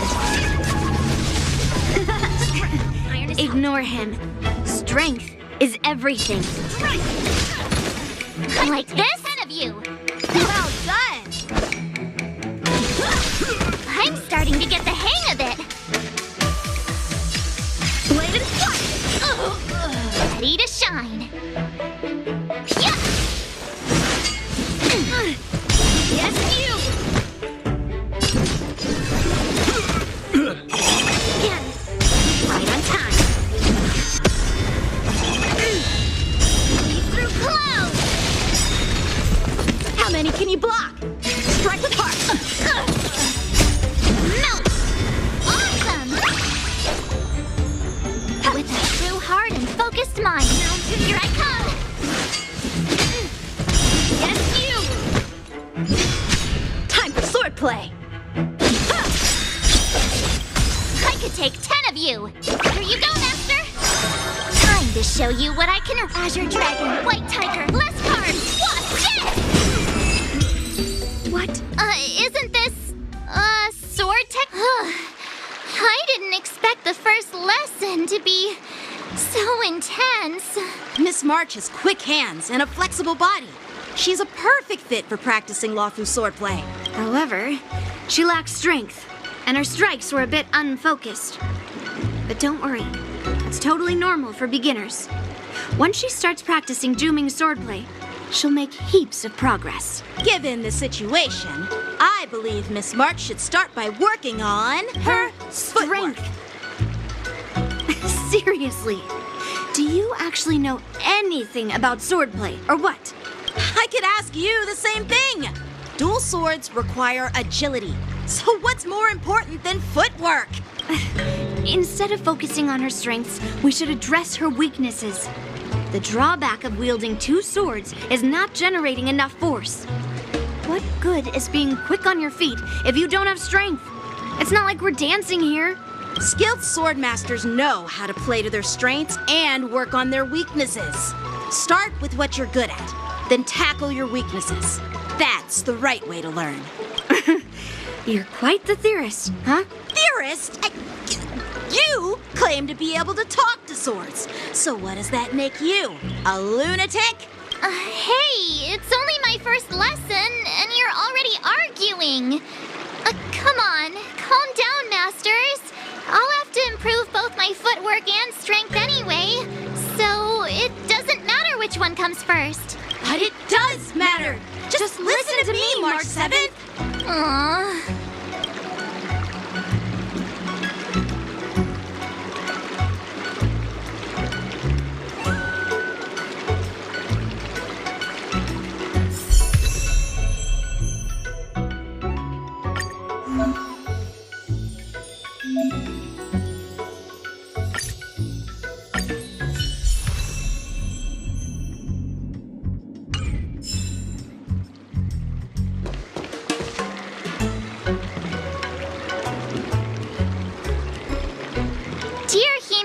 Mr. Yang and Pom Pom.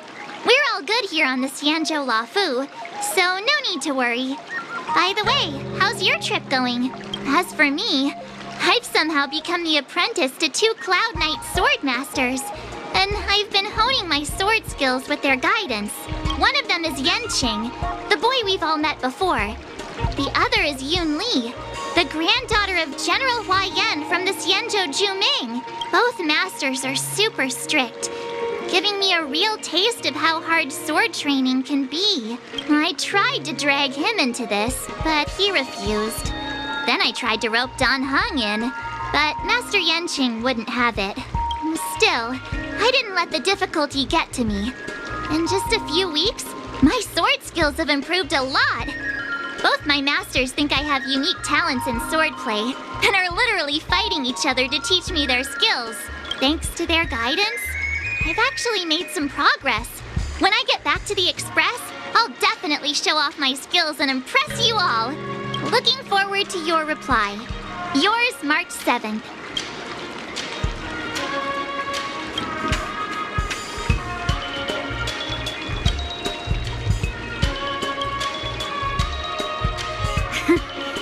Well done! Let's call it a day.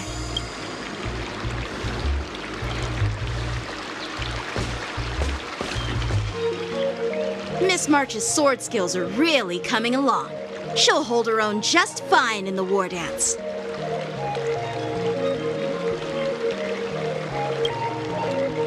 Just you wait and see. I'll show off my skills in the ring and win a match. I'll make both of you proud. Can you believe it?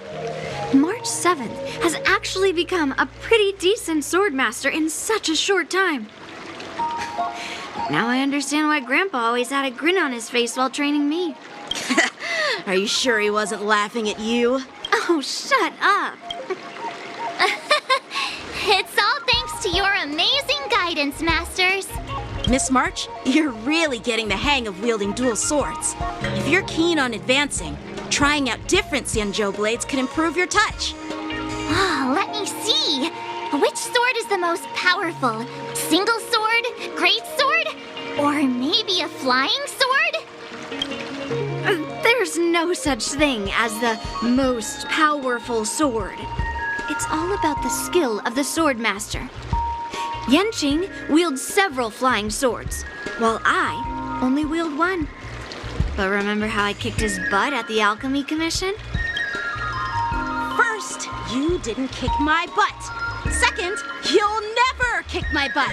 Third, how about we settle this right now and see who kicks whose butt? Yeah, I'm up for that. And if I kick your butt, you'll drop out of the war dance. Deal? Why are you two arguing again? I thought things had been improving between you lately. There was talk that the leading disciples of the Luofu and Juming generals were supposed to face off in the war dance, but for some reason, they suddenly teamed up to train an apprentice of their own. Turns out the rumors are true.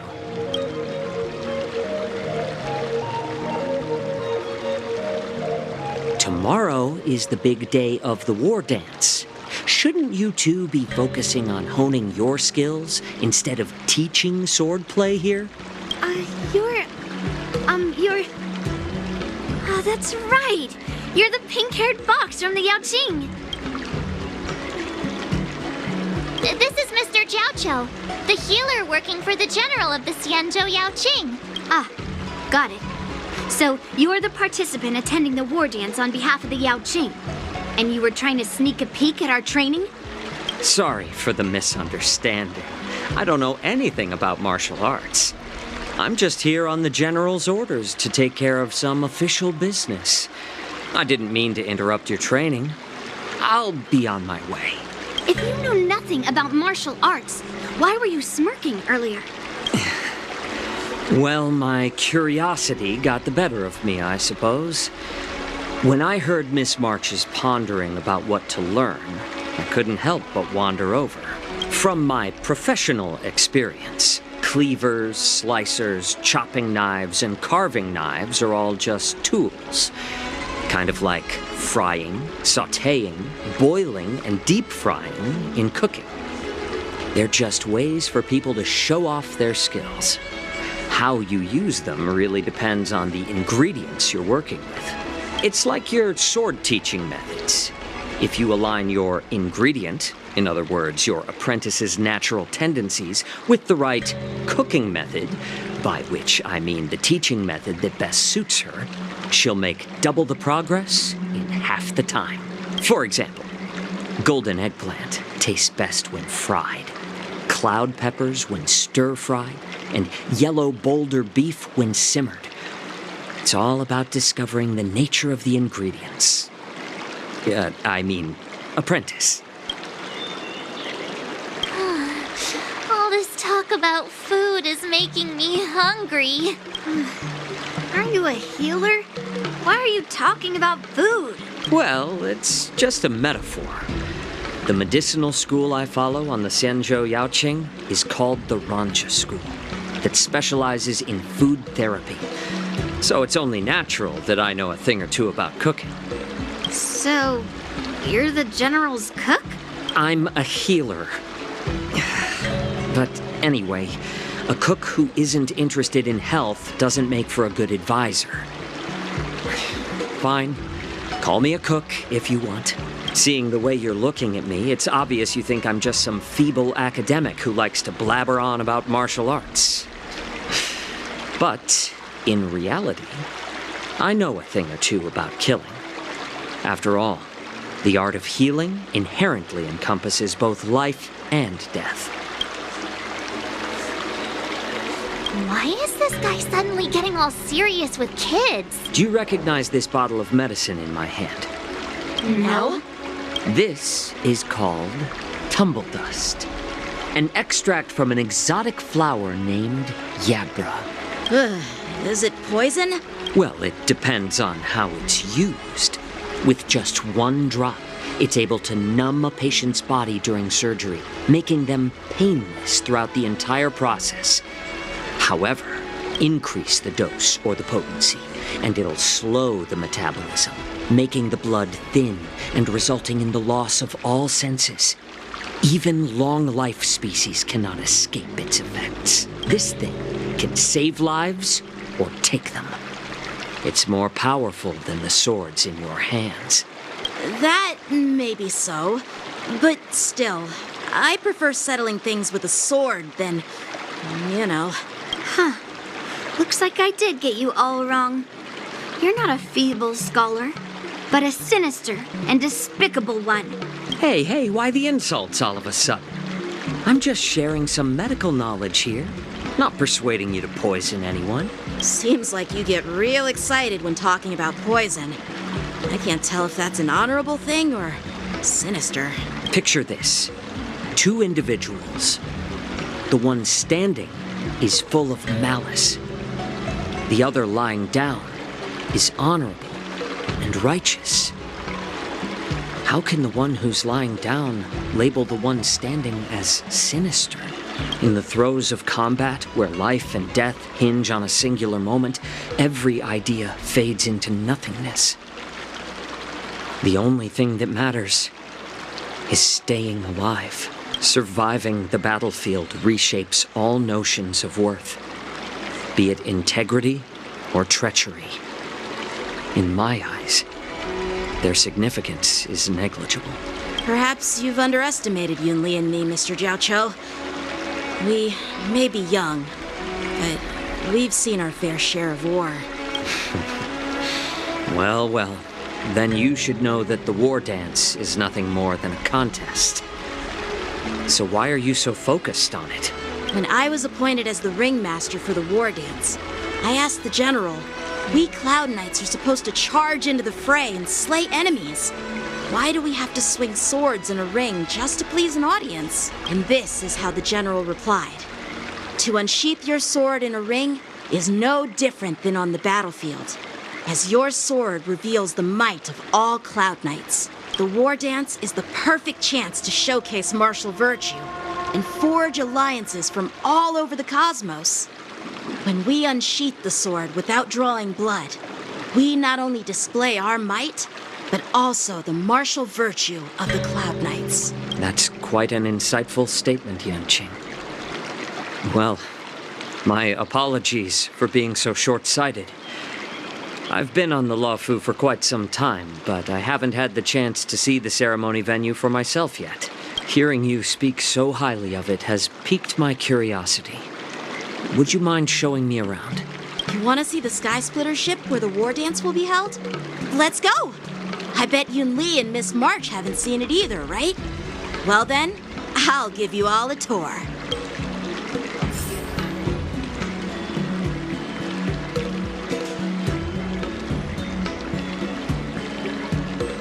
Let's go.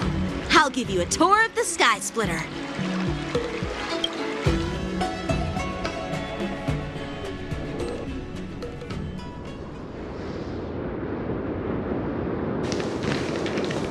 Looks like a lot of other visitors have also come to catch a glimpse of the Sky Splitter.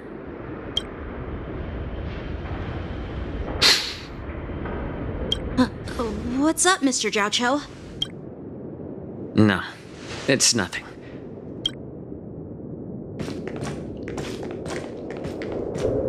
Do you see that airship in the distance?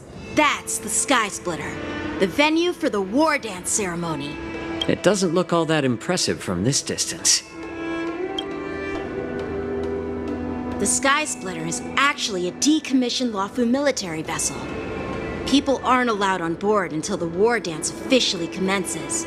Tomorrow, when the bell rings and the ceremonial cannons roar, I'll be there representing the Cloud Knights of the Xianzhou Luofu, standing in the ring, ready to take on challengers from all over the cosmos. Since I was a kid, I've been training in swordplay and the art of war under the general. Every day, I'd swing my sword 10,000 times, and then thrust it 10,000 times, repeating the process over and over. I understand that I'm not like other kids. I never envied the toys and freedom they all had. I never found sword practice boring or hard, even in the thick of battle. Facing down savage abominations, I never felt scared. Each day, I could feel myself getting stronger and stronger, and I racked up countless victories. It's the best feeling in the world. But then, I faced a really tough opponent. And just one slash shattered my confidence into 1,000 pieces. That's when I felt true fear for the first time. Maybe that's what Mr. Zhao Cho meant by life and death hinge on a singular moment. Every idea fades into nothingness. After that, I had to pick up the pieces and try to put myself back together. But no matter how hard I tried, I couldn't seem to find my old happy self again. I often ask myself, why do I wield my sword? If defeat is inevitable, why do I continue to fight? Is it to reclaim the joy of victory? To meet the general's expectations? Or to secure my honor among the Cloud Knights? While the general could teach me the art of swordplay, he couldn't teach me why I should keep on going. He said the reason must come from within myself. I've been struggling to find that reason, but after talking with you, Mr. Zhao Cho, I think I already have that reason in mind. As a member of the Cloud Knights and the General's apprentice, I've had a weight on my shoulders. And I know there's still more to shoulder. But when I wield my sword, it feels like I'm letting go of everything. I love the feeling of giving it my all, facing any obstacle in front of me, pressing forward. That's why I wield my sword. Oh, Yanqing. So young, yet so grown up. By the way, how old are you exactly? Age doesn't really matter. All sword masters will understand how I feel. I get it. Looks like all the kids on the Luofu live tough lives. So, how about you, Miss Yunli? It's not polite to ask a girl her age, no matter which Xianzhou ship you're on. I'm not asking your age. I'm asking if you have a dream like Yanqing has. You don't talk like a cook. You sound more like a TV host or something. Need I repeat myself again? I'm a healer. Well, I don't have a dream like Yanqing does. The only reason I'm participating in the Ringmaster's Challenge is because I made a promise to my grandfather that I'd win the precious sword he's contributed to the Wardance. Sounds like that mind of yours is just filled with swords. I bet you've got nothing better on your mind. My father was a craftsman on the Xianzhou Juming. Because of his foolishness, many innocent people fell victim to the cursed swords he forged.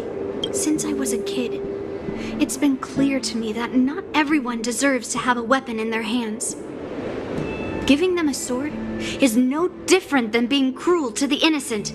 So, whenever I come across someone unworthy of a sword, I can't help but want to take it away from them. Given that Yanqing is the Wardance Ringmaster, I'm stepping up to challenge him. To ensure the precious sword doesn't fall into the hands of an unworthy master. Hey, what do you mean by an unworthy master? I see. It's not easy for kids on the Juming either. Well, it's better to have a reason for wielding a sword than to be lost and confused. I've saved countless Cloud Knights in my life, and there are plenty of exceptional warriors, just like the two of you. What happened, Mr. Zhao Cho? Oh, nothing. I was just reminded of some old friends and old tales. Judging from my professional perspective as a healer, both of you possess remarkable vitality. Your energies flow like raging fires and mighty gales. The upcoming fight will definitely be impressive. Well, we've seen the Sky Splitter and toured the Stargazer Navalia. I guess it's time to say goodbye for now. What? You're leaving already? But you haven't asked me I've been working hard too, you know. It's getting late, Miss March. Unlike you lot, I'm a grown-up bound by responsibilities and duties. The tasks entrusted to me by the General won't complete themselves. By the way, Yanqing, is it normal to have so many people wandering around in an automated area like the Stargazer Navalia? Actually, this is a restricted area. But since you're all guests, I made an exception, so you could take a look around. I understand. Well, I'll take my leave. I wish you both the best of luck in the ring tomorrow.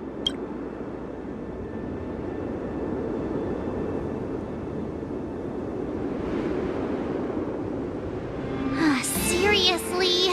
I just spent so much time thinking about my dream, but he didn't even ask me. Now that we're done with our tour of the Sky Splitter, shall we continue with our training? Why don't we take a day off? What? You want to secretly practice swordplay by yourself? Dream on. You know, cramming before a fight never works out. For some reason, seeing the Sky Splitter has boosted my confidence. So, I've decided to conserve my strength for tomorrow. All right, I'll take you out of the Stargazer Navalia.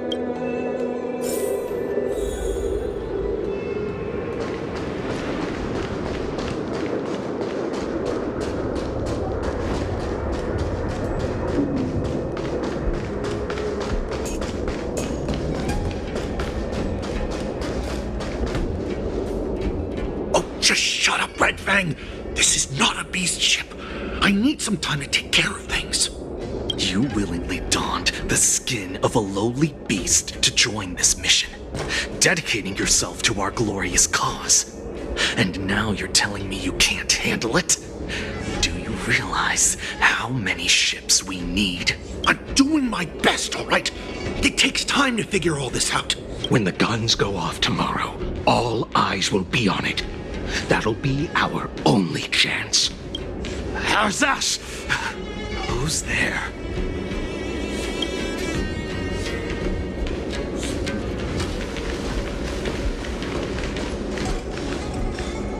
Who are you guys? An impromptu inspection. Why are there outsiders loitering in Stargazer Navalia? And a bunch of kids at that. Hey, kids, didn't your parents ever tell you to stay away from the Stargazer Navalia? I know it's an automated facility, but it doesn't mean you can just break in and do what you want.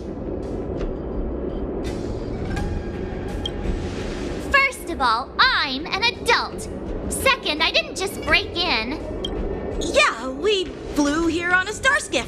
Like, whoosh! Well, I'm not trying to tell you off, but this place is off limits to the public, you know? Big sis, let's go. I want to play in Everhunt Plains. Huh? Everhunt Plains? Yeah, sure. Big Sis will take you there. Shuha! You should have let me. Shh, the overhaul is done, and everything looks good. We should leave.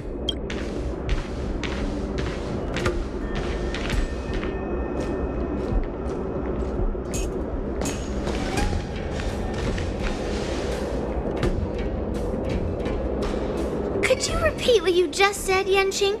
What did I say? Big sis, let's go. I want to play in Everhunt Plains. Come on. Can't you read the room? Something is definitely off about the 3 people we just met. Yeah, anyone could see that. I just wanted to hear you say it again. That pink-haired fox tried to say something. I'm pretty sure he sensed something fishy. Since he's not familiar with this place, he just dropped us a hint. But you didn't seem to be paying attention at all. I knew that from the beginning. That Cloud Knight didn't recognize Master Yanqing at all. That's really weird. What? Is he famous on the Luofu or something? Not even the Cloud Knights on the Juming, who all know my glorious name, might recognize my face. You have a point. A Cloud Knight, a member from the Skyfaring Commission, and a craftsman. They're from various departments, and the reason for the overhaul seems legit. But one of them blurted out some weird language just now. Did you hear that? I have a feeling that if we secretly tail them, we'll definitely catch these guys in the act. Follow my lead, and be careful not to blow our cover.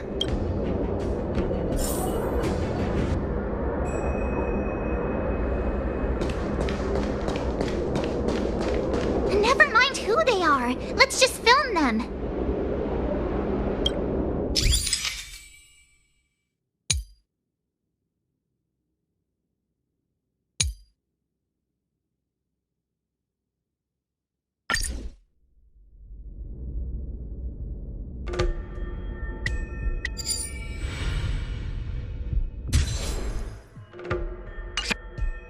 We should have just killed those lowly beasts. Those little brats won't take up much space. There are boxes all over this place. Just dump them into one and no one will notice. Cut the theatrics, Grulok. Even the slightest slip-up could interfere with Lord Moktok's plans. So where are we heading next? To check the freight skiffs. We've got a lot of preparations to do. Also, don't forget to take those crates with you. Weapons, supplies. We've got to be well prepared. Otherwise, we're screwed. So, are they smugglers? What exactly are they up to? I have no clue. But they seem to be moving those crates. I've got an idea. We can hide inside the crates and follow them.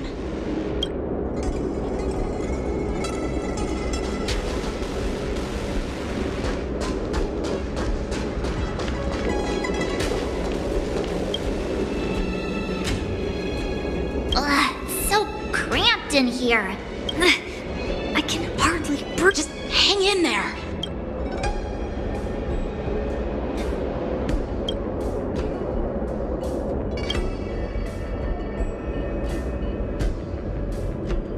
Let's just put the cargo here for now, all right? Then we'll move on to inspect the ships. Lord Moktok said that as soon as we're done, we're to board the freight skiff and leave this place. Don't worry, I've changed the shipping schedule. You two, come with me. Is it just me? I keep smelling that stench of lowly beasts everywhere we go. Don't be so paranoid.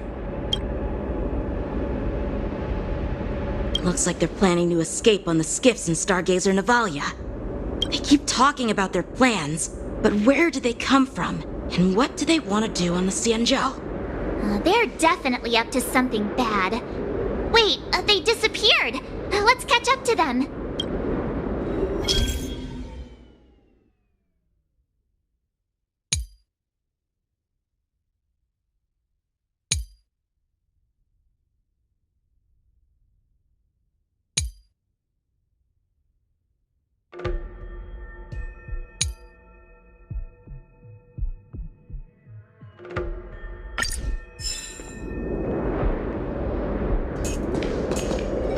Tread softly, breathe quietly, and make sure to keep an eye on them.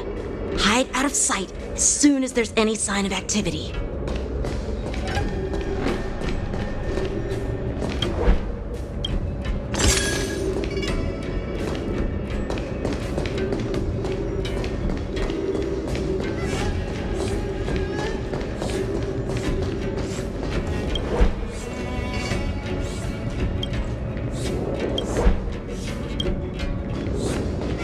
Watch out! They're on high alert!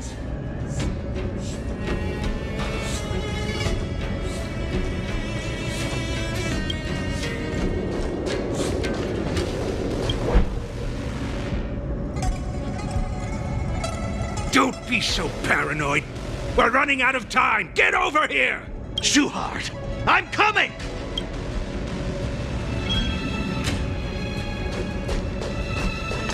They're leaving. We should catch up to them. Quickly!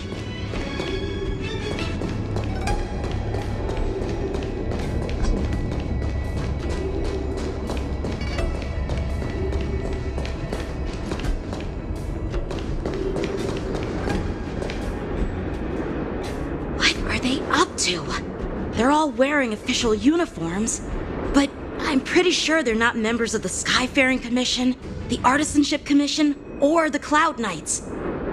This is way too suspicious. Never mind who they are. Let's just film them. That way, if they do anything bad, we'll have solid evidence against them.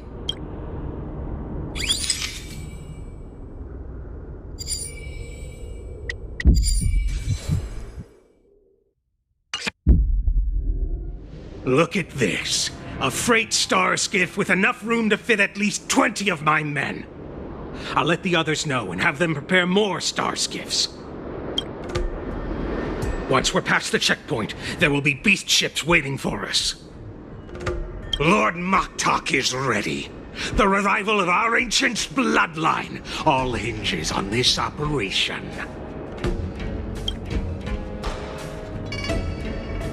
What did he just say?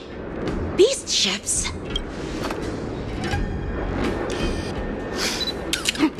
Who's there?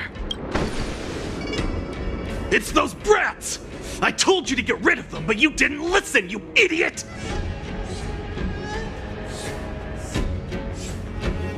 Wipe them all out!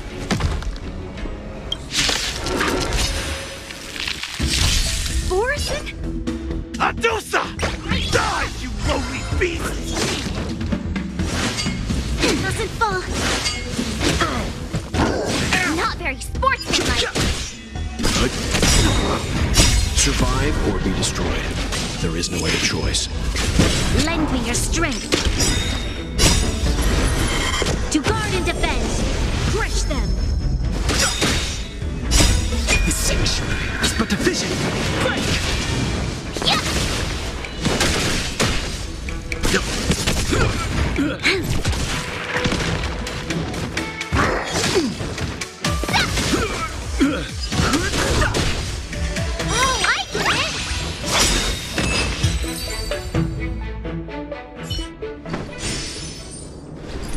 How is this possible? How did these Foxians change their appearances like that? They're not Foxians at all. They revealed their true form. They're borisin, just like the bandits I defeated on the IPC ship. Wait, that means... Well, how did the borisin manage to infiltrate the Xianzhou? It's not just a simple disguise of wearing our clothing and shaving their whiskers. They're somehow able to alter their appearance to be indistinguishable from Foxians. They even have official IDs for the Skyfaring Commission, the Artisanship Commission, and even the Cloud Knights? Let me check this fake Cloud Knight's tag. Maybe it'll give us some clues. Lujun, an officer of the Patrol Defense Squad? Wait! What's the matter? I encountered a patrol officer named Lujun before. It was a few weeks ago, when we were transporting the borisin prisoners. If they can forge official identities and move around the Xianzhou without raising suspicion... Oh no, this is bad. Even worse. If you find one cockroach on the Express, it usually means... There are more borisin hiding on the Xianzhou. I bet their plan is much bigger than just stealing information. We've got to report this to the Seat of Divine Foresight.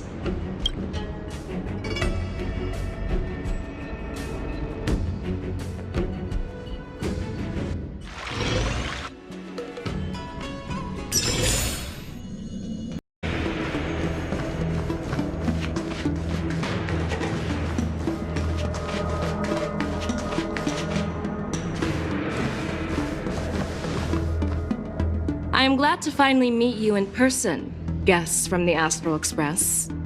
I'm Fei Xiao, the General of the Xianzhou Yanqing. Let me introduce our guest to you. The one dressed in green. He's the reincarnation of Imbibitor Lune, and the person behind him is the newest member of the crew. I've heard a lot about you. Outside the reports from the Luofu, the Skyfaring Commission of the Yanqing has also gathered plenty of information about both of you. I've been eager to meet you face to face for reasons that I'm sure General Jing Yuan has explained, right?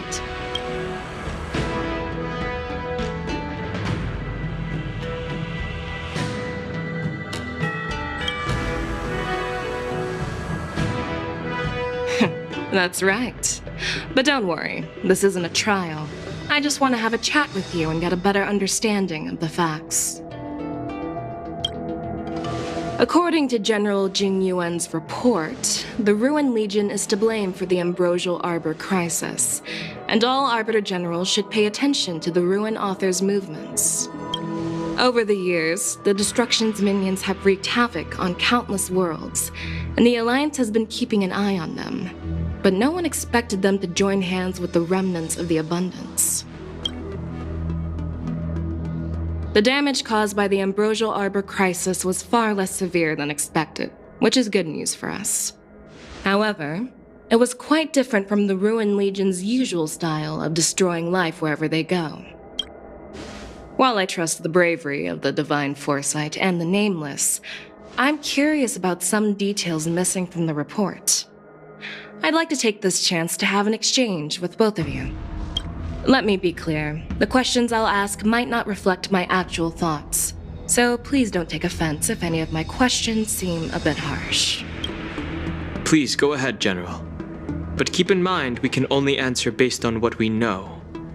And perhaps you already have the answers to your questions in your heart. You have a clever tongue. I like it.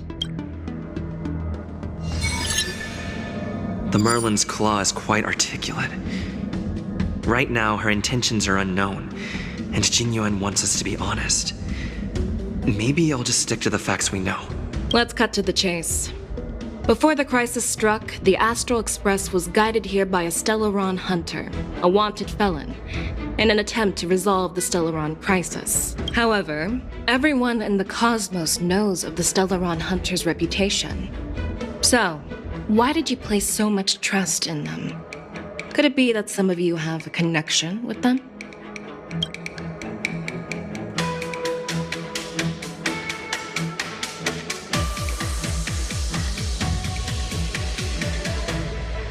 Apart from the Luofu, there are many other worlds suffering from Stellaron corrosion.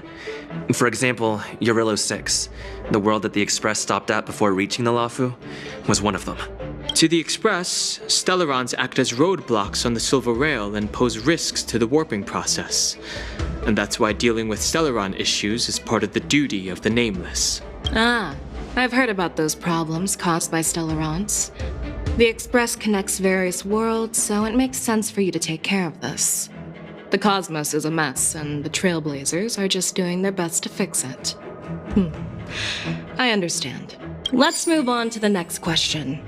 The report suggests that Don Shu, the master of the Disciples of Sanctus Medicus, colluded with the Lord Ravager and used the power of the Stellaron to resurrect the Ambrosial Arbor.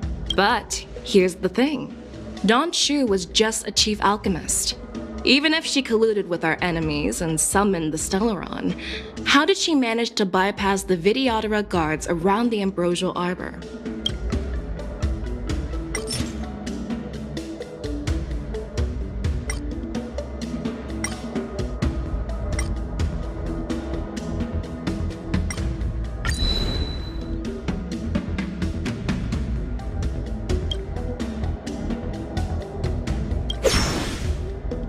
According to the report, Lord Ravager Fantilia is the mastermind behind the entire conspiracy. She disguised herself as an ambassador of the Skyfaring Commission and traveled with you, only to vanish without a trace later on. It seems too convenient to label her as a scapegoat.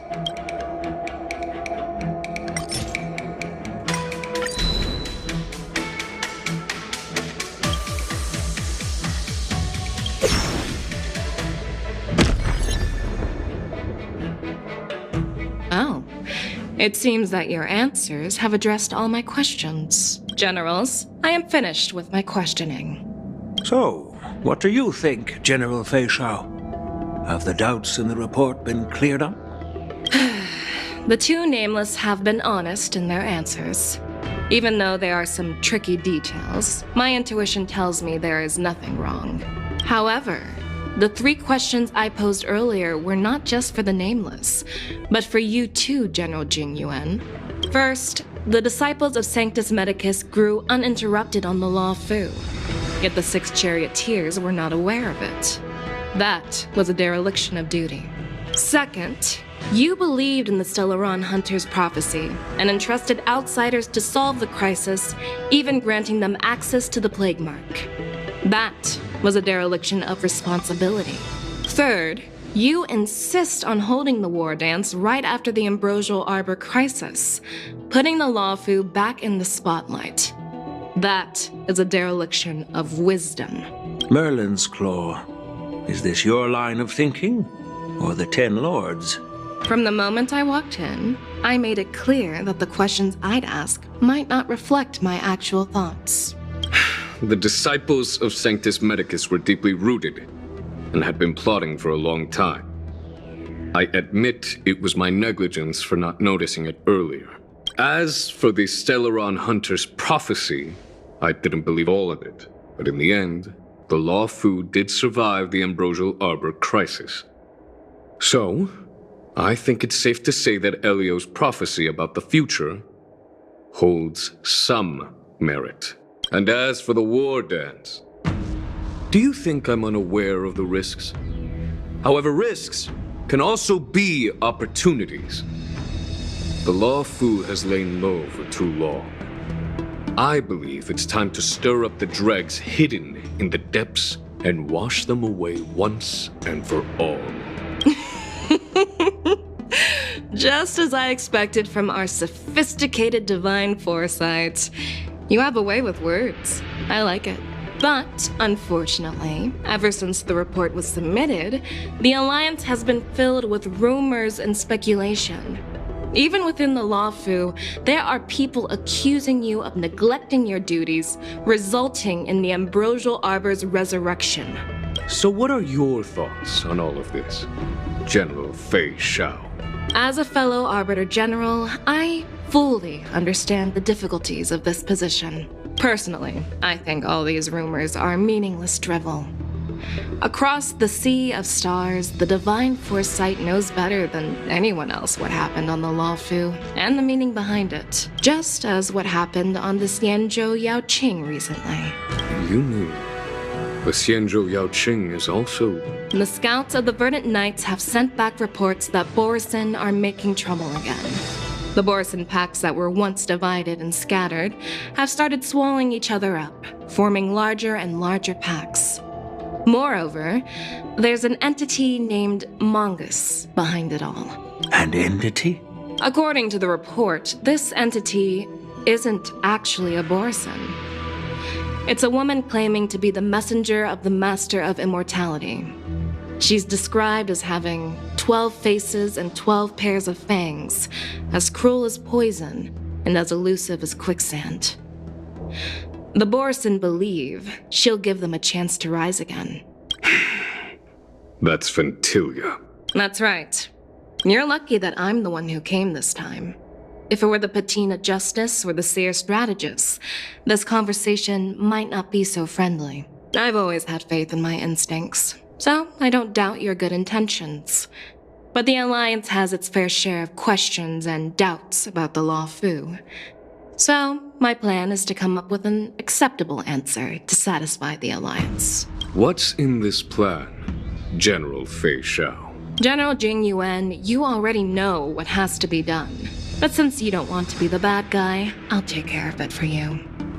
You need the final word from the 10 Lords Commission to quell any doubts. And for that, I'll have to ask the 2 Nameless to visit the shackling prison. No, I'm not imprisoning you. While you're there, I'll ask a judge in the 10 Lords Commission's Interrogation Division to record a detailed testimony with the karmic mirror from both of you. We'll fill in the gaps that weren't covered in the report and silence any protests within the Alliance. I'm okay with that. Your willingness to help is truly heartwarming, youngsters. Then, as the Merlin's Claw requests... Oh, there's one more thing. This testimony is for silencing the voices of opposition within the Alliance, but I would like to urge General Jing Yuan to listen to the pleas of the Foxians on the Xianzhou Yaoqing. So, you are here for Hule. Exactly. Hule is locked up in the Luofu's shackling prison. Since he is the broodlord of the borisin, I want to transfer him onto the Xianzhou Yaoqing and imprison him there. The recent movements of the borisin suggest they're planning something big, so we must act preemptively. It makes sense to have the Foxians keep an eye on their arch-nemesis. Since you trust my judgment, I'll repay that trust. What do you think about all this, General Huayan? I was worried this would turn into a heated argument, but it seems like both of you are on the same page, solving each other's problems. I couldn't have asked for a better outcome. And as for Hule, I'll send my lieutenants Zhao Chou and Moza to check on his condition in prison and ready him for transport. If there are no more questions, shall we get this started?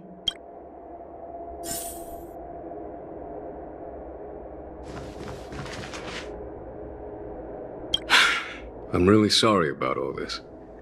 But the testimony in the shackling prison won't take up much of your time.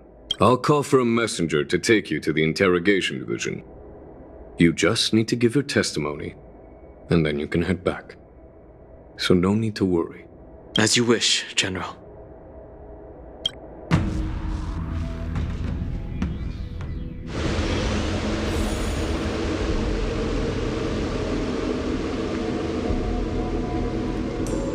As General Jing Yuan requested, everything is prepared for your arrival, and I am here to receive you.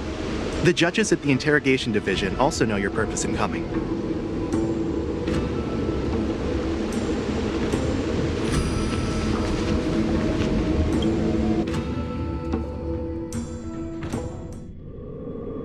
The shackling prison.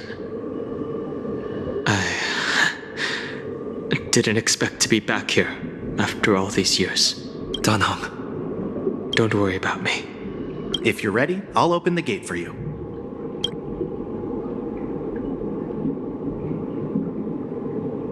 This is one of many entrances used for temporary access. Since you're not actual prisoners, it makes sense for you to use this entrance. Please come on in, dear guests.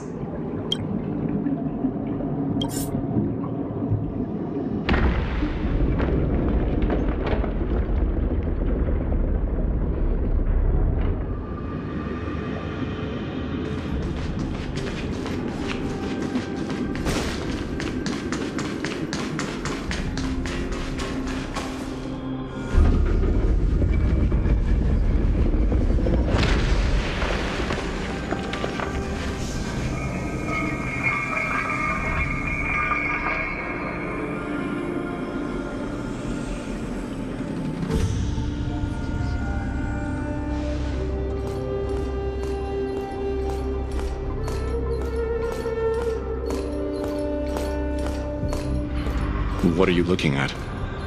The shackling prison on the Luofu is completely different from the one on the Yaoqing. It's completely underwater. Whether it's in the clouds or underwater, breaking free would still be a piece of cake for me.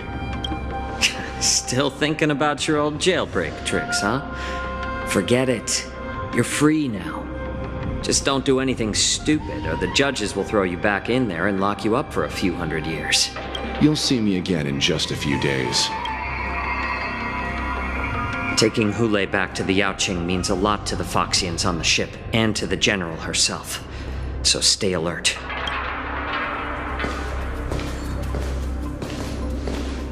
Guests, my name is Shui Yi, and I'm here on orders from the Incarceration Division of the Ten Lords Commission. We're Zhao Chou and Moza. General Fei Xiao sent us to extradite the borisin criminal Hule to the Yaoqing.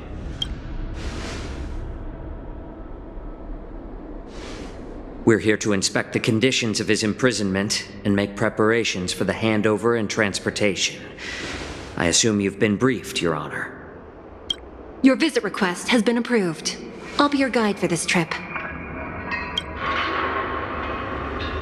Prisoner Hule, the warhead and brood lord of the borisin abominations of abundance and the arch-nemesis of the Foxians, is responsible for 2,123 wars of aggression and countless associated crimes. Due to his heinous acts, he has been imprisoned in the depths of the shackling prison and subjected to the punishment of the Forest of Swords until the end of time. He shall never be pardoned. No need to repeat his crimes and sentence, Your Honor. He is the greatest enemy of us Foxians. The stories of his atrocities are used to terrify our children. I'm well aware of every crime he's committed. Let's move on to the next step. When it comes to visiting criminals, there are rules in place to ensure your safety. I know you've heard legends about Hule since you were children, but your knowledge about him is likely very limited. Only the judges of the 10 Lords Commission truly know what kind of abomination is locked up at the bottom of the shackling prison. It has been centuries since Jing Liu, the former sword champion of the Luofu, captured Hule. And during all those years, we never provided him with any food, yet he somehow managed to stay alive. It defies all the documented physical characteristics of the borisin. The Forest of Swords, forged by the Punishment Division, is a device of intense torment, used to execute sinful abominations. Most borisin die within 3 days in the forest, but Hule is different. Every time the blades pierce him, his body instantly heals. Despite the brutal punishment, he somehow manages to survive. The complex rules are there because of his abnormal characteristics. Do you understand now? I apologize for any offense caused. Please continue, Your Honor. I've given you the instructions regarding Hule's visitation. Please make sure you read them carefully.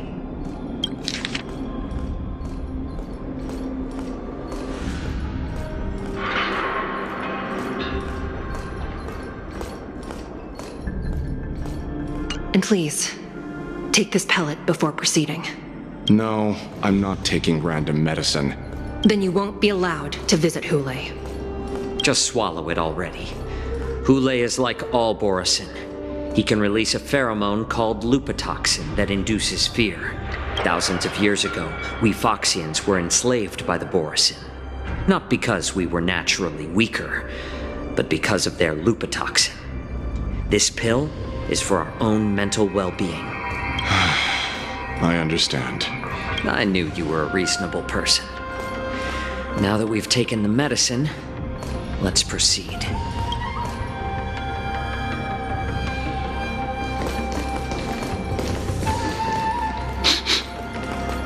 Your Honor.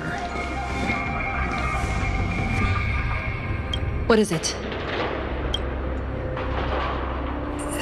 No, never mind.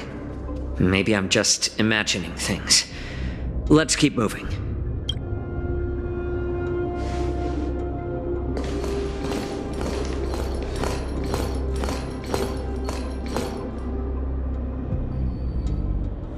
Here we are.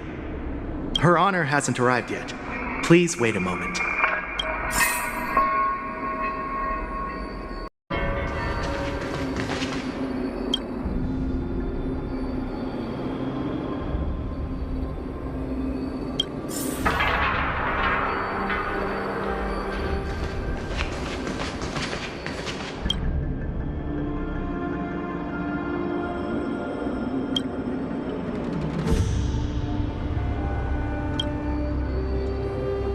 Welcome, dear guests from the Express. Judge Hanya of the Interrogation Division. We've met before. Glad to meet you again. Please allow me to express my gratitude to you again for subduing the demons in the Fixtral Garden. Looks like while March 7th and I were clueless, you already made many friends on the Xianzhou Luofu. Even though you and I have met before, we can't show any favoritism under the 10 Lords. So, please do as I command as we head to Scrivener Hall and beyond. Don't do anything without my permission. This is not a place for ordinary mortals. You and Mr. Danheng, please come with me.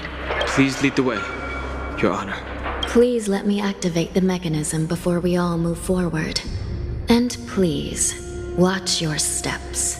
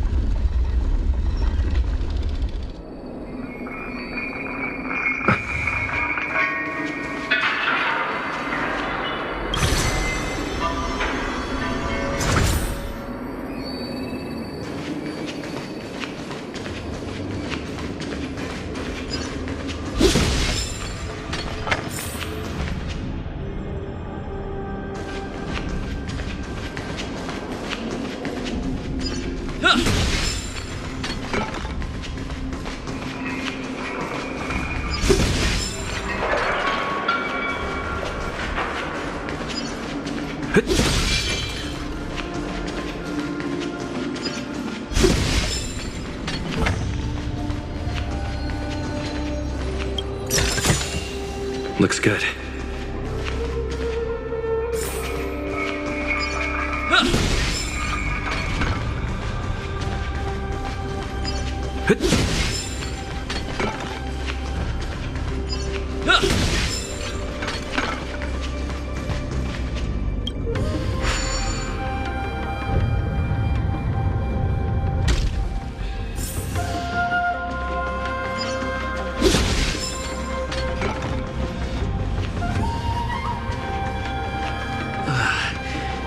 Freezing. This place is filled with the cold air from the northern peak of the polar delve.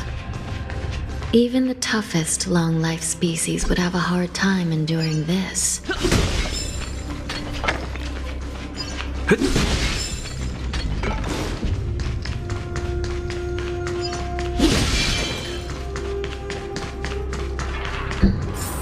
Did you hear something just now? Let me check it out.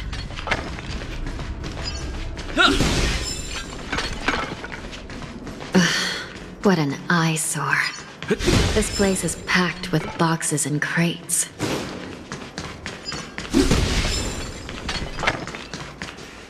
These crates, they look oddly familiar.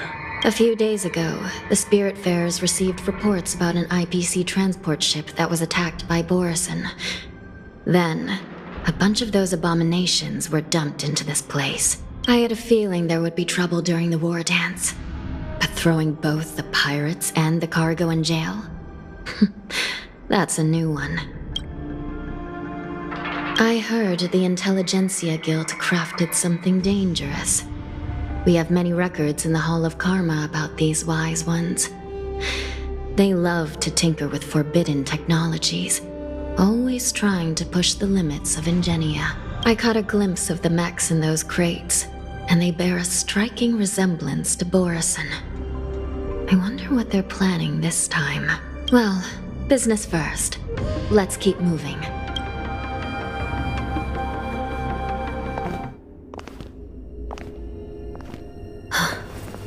Strange. I don't remember checking the containment facilities a second time.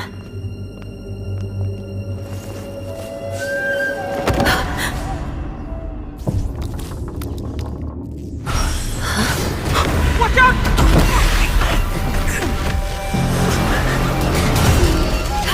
Emergency! All wardens prepare for action! Embarking!